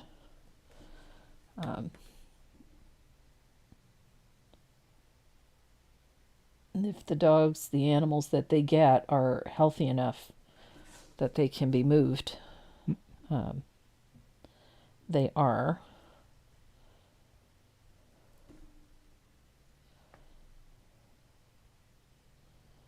But we don't have too many of those types of shelters anymore, thankfully. 3000 Renee sings Petit Papa Noël. Be very careful. In French? Oh my goodness. No. Well, my friend Edward sent me a photo the other day and said, he posted it on the Facebook group. And it said, hey, Trace, let's go to the beach. And it was two whippets dressed in beach gear. One all dressed in pink, one dressed in blue. It was hilarious. So I sent a message back saying, hey, he looks pretty good in pink. Because, the other whippet was smaller, skinnier, and...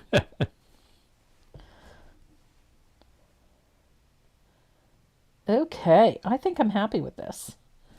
Looking pretty good. I kind of like the lettering is tucked in behind that little poppy.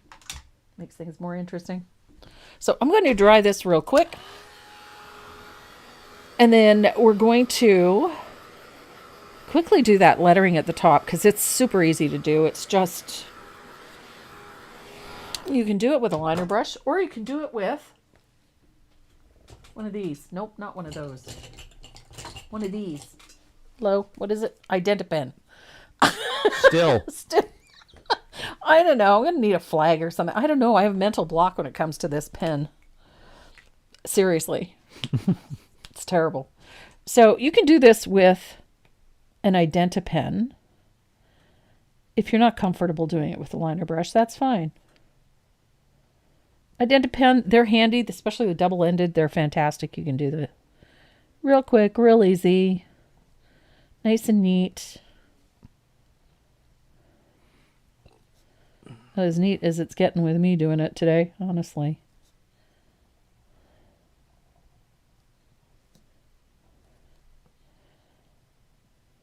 I like these Identi-pens when I can get them, when I can remember what they're called. I have a serious mental block when it comes to the name of this pen. Are they having fun in the chat? Yeah, they're trying to determine my fate. Or are they? Good to know.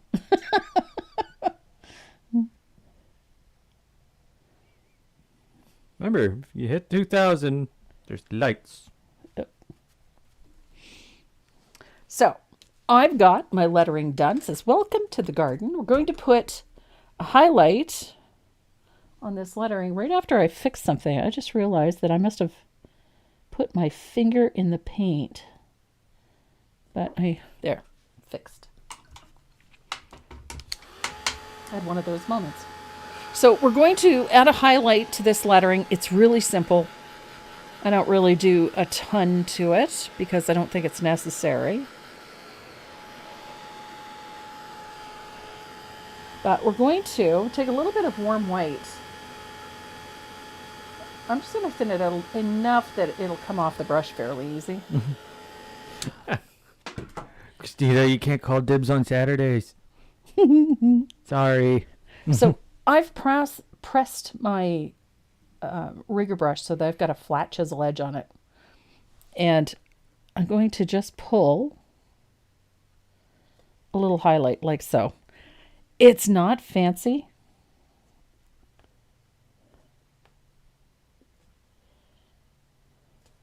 And let the color run out a little bit. You see how it looks a little dry? I like that. What kind of brush did you use for the lettering? I used my rigger. This one, a number 2 rigger. For garden? Oh, for the garden up here, I used a 10-aught. Garden is done with the 2 rigger. Yeah. And the smaller lettering up top, I used a 10-aught liner. Or you could use the... Identi-pen. That's the one. So, we don't need a ton of a highlight on here. Just a nice little dry stroke is all that's necessary. So there's our highlight. One more before I forget. There we go. Et voila. And now we're going to do the fun stuff. Because it needs fun stuff. So I'm going to thin out some lamp black. I'm going to do this chippy paint thing because I like the chippy paint thing. And I'm just going to do this sort of push-pull, wiggly, squiggly, roll my brush along the edge thing. So that it leaves sort of this broken and chipped look along the edge. Neatness doesn't count for this. I like this broken look. This appeals to me. It seems to me that if you're going to have a rustic garden sign, it needs to have chippy paint. So you can decide how thick you want that. You can decide if it stops at the branches or if it continues through. You're in control. It's your piece. You can do whatever you want.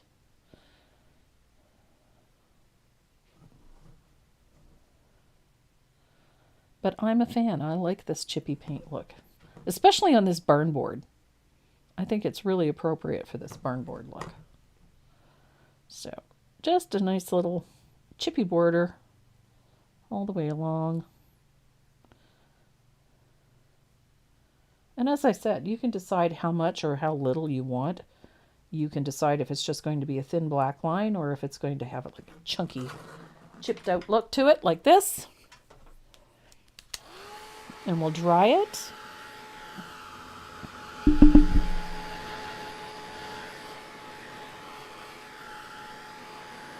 Look how pretty.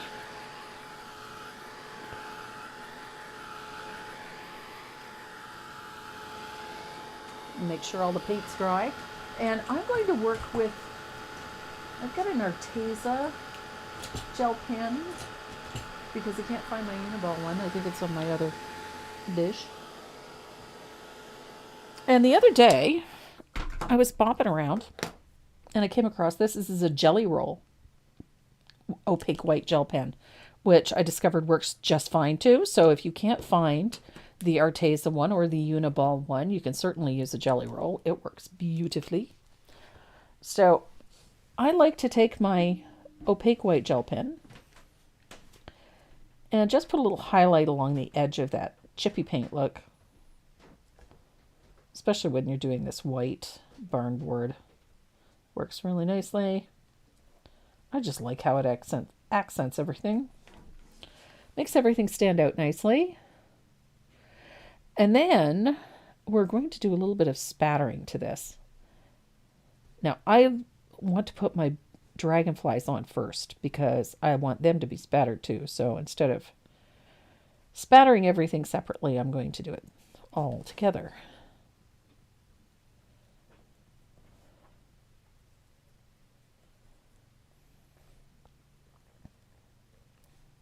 And while I'm doing this, well, I won't bother because he's probably already got it all sorted out. I am one click away. You're one click away. Okay, Yeah. so he's already got a grip on the whole Wheel of Names thing. I got my teaching package today for the new convention in Chattanooga, Tennessee. And I informed Renee today that he has to get his passport crap in order in time for that. Because if he thinks I'm doing that show alone, he's out of his mind. And I got to book the time off from work. And he's got to book the time off at work, so if you guys have any suggestions of what you would like to see me teach or would like to have me teach, those of you in Tennessee or if you plan on attending the conference in Tennessee, feel free to send me a message. I would love some ideas. So I've got my white all the way around. Chattanooga, Tennessee. And I've got my dragonfly. Oh, the one with the glitter is so pretty. So, remember the little black dragonfly? This little guy. He's so cute. I put him in there because I thought that was a good place for him. So, a little bit of Aleene's clear tacky. I love this stuff, but man, hard to get it out of the bottle. So I'm going to put a little bit of tacky glue on the back of my little dragonfly. And I'm going to tuck him in right about there. Tara says, "Yay, you're coming. I was going to get Sandy to kidnap you."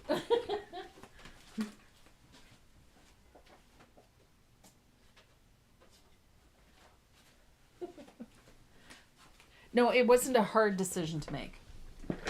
Can anyone attend the Tennessee convention? Yes. You do not have to be affiliated with any organization in order to attend. Yep. So, yes, if there's something in particular you would like me to teach or some subject matter you would like me to teach, please feel free to reach out and let me know. So, dragonfly. I've got a couple of little wooden buttons. Was it June? I think it's in June. I haven't got the dates in front of me. Yeah. It's in June 2024. Yeah. So next year. Yeah.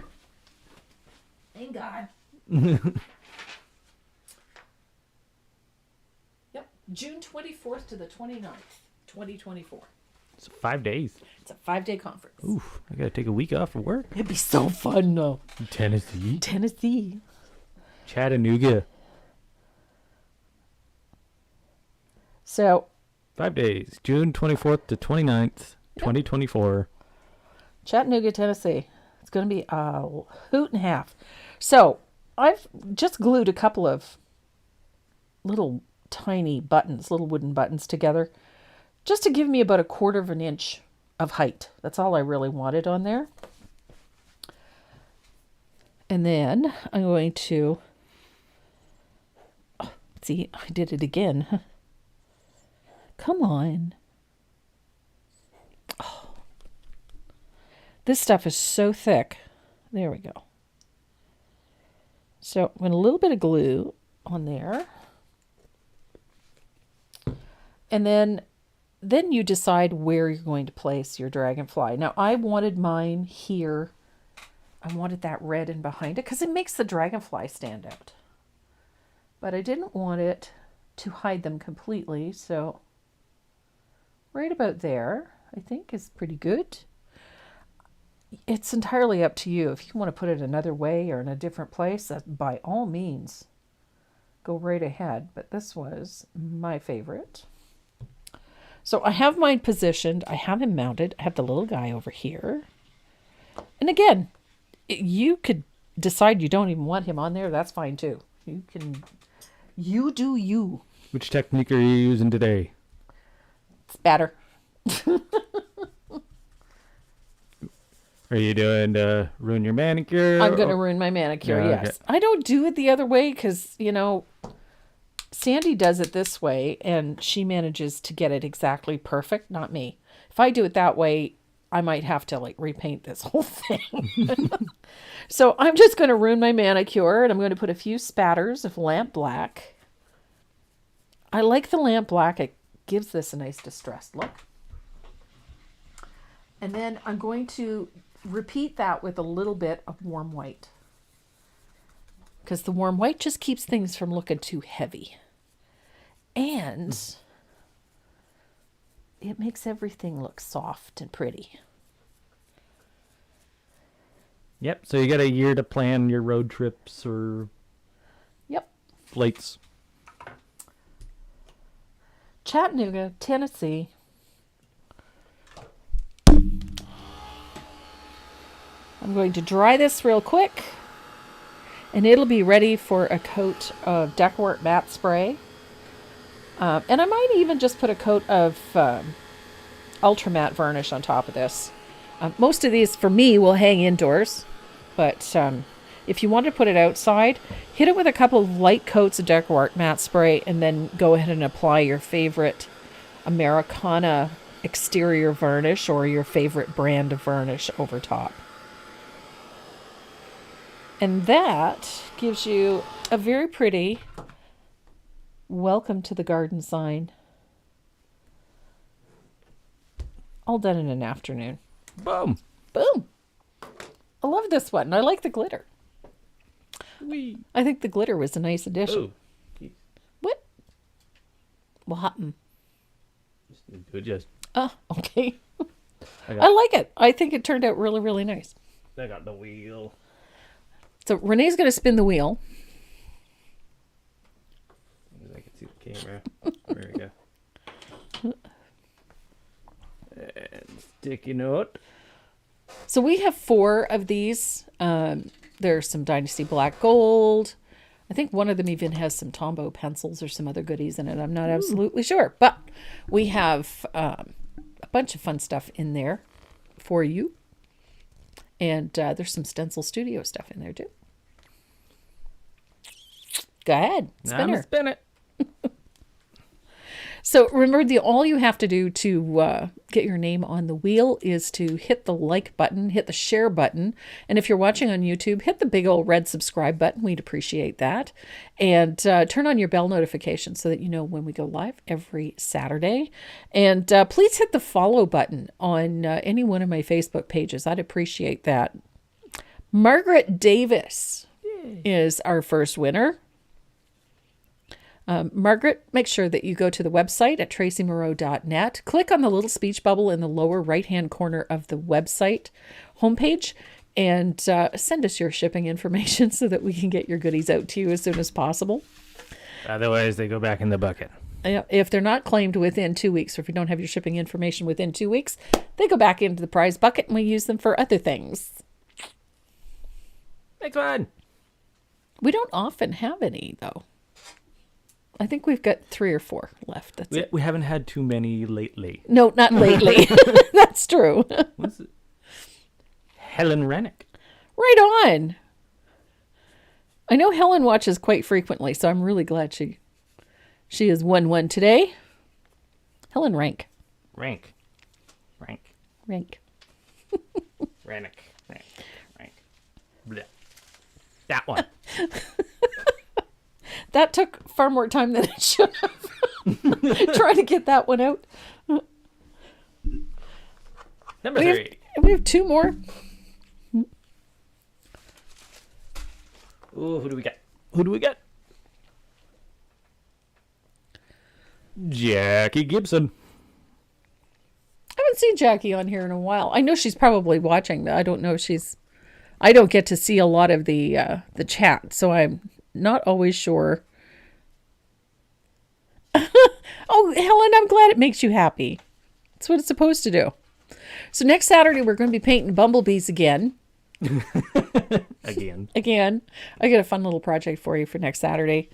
And it's all because next Saturday is National Bee Day. And it is no mow May. So far. Yeah, don't tell Dad that. If the lawn needs cutting, It's getting cut. It is no mow May, but You got 5 prizes for next week. it might be more than that. They're just not packed yet. We're still waiting on some goodies, so.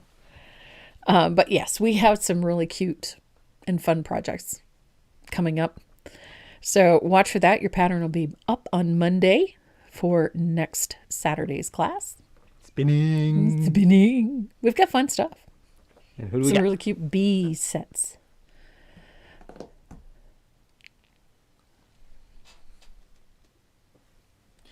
Janine Osborne? Right on. Osborne? Osborne. Osborne.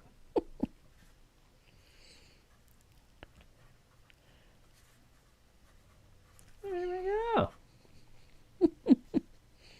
I like seeing some names that I haven't seen before. Or I don't recognize or see frequently. There we go. Awesome sauce. So we have 4 winners today, and they are Janine Osborne, Jackie Gibson, Osborne, Jackie Gibson, Helen Rank. and Margaret Davis. Awesome. That's fantastic. Woo! Woo. All right, guys. Hopefully you guys enjoyed this one. I know it was a bit of a twist doing sort of a watercolory loose technique on these flowers, but I think they're a lot of fun and I really like the end result. So if you want, give them a shot. I think you'll have some fun with it. Join us here every Saturday, 12 noon Eastern Standard Time. We have always got some fun little project for you, and as well as some fun little giveaways. And we appreciate you guys helping us reach our initial goal of over $1,500 to support our local SPCA shelter. We greatly appreciate that. I don't. Yeah, but for different reasons entirely. Yeah. That's entirely true. Yeah. I'm glad we're happy. We're helping. Yes. Blech. I can't talk today. I know. No talking. No talking. His mouth is a size 9 this morning. A foot and a half. And it goes. So thank you so much for helping us realize that first goal of $1,500 might not seem like a really big deal, but $1,500 goes a very long way to supporting our local shelter. It means that 15 dogs are going to get a full round of shots and a spay. It means that some of them are going to get fed.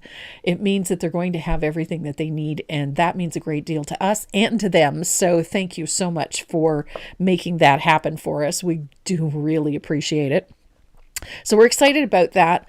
I'm excited about a bunch of things that are coming up. I've got a couple of Zoom classes scheduled. They're open. You can register on the website if you'd like to come and play.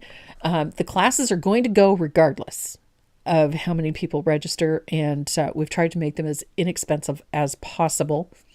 And you can get your pattern and your supply lists and everything as soon as you register on the website. So just check out the Zoom classes that are listed on the website. Might find something fun. Come and join us. It's a fun way to spend a Friday afternoon. If you've got nothing better to do, come and play in my sandbox. And what else? What else am I missing? Nothing? Chattanooga, Tennessee. Yes, don't forget, go and have a look at the chat at the website for the Chattanooga show. I'm excited about that one. I got my teacher's package all done. I'm going to be very busy painting for the next little bit. So you might not see a lot of me on Facebook or on social media because I've got a lot to get caught up on and a couple of classes I have to video as well. So between now and next Saturday, I hope everybody has a great week and we love you. So please stay safe. Bye. Bye-bye. Pet Your your dog. I've got to learn to mute these microphones.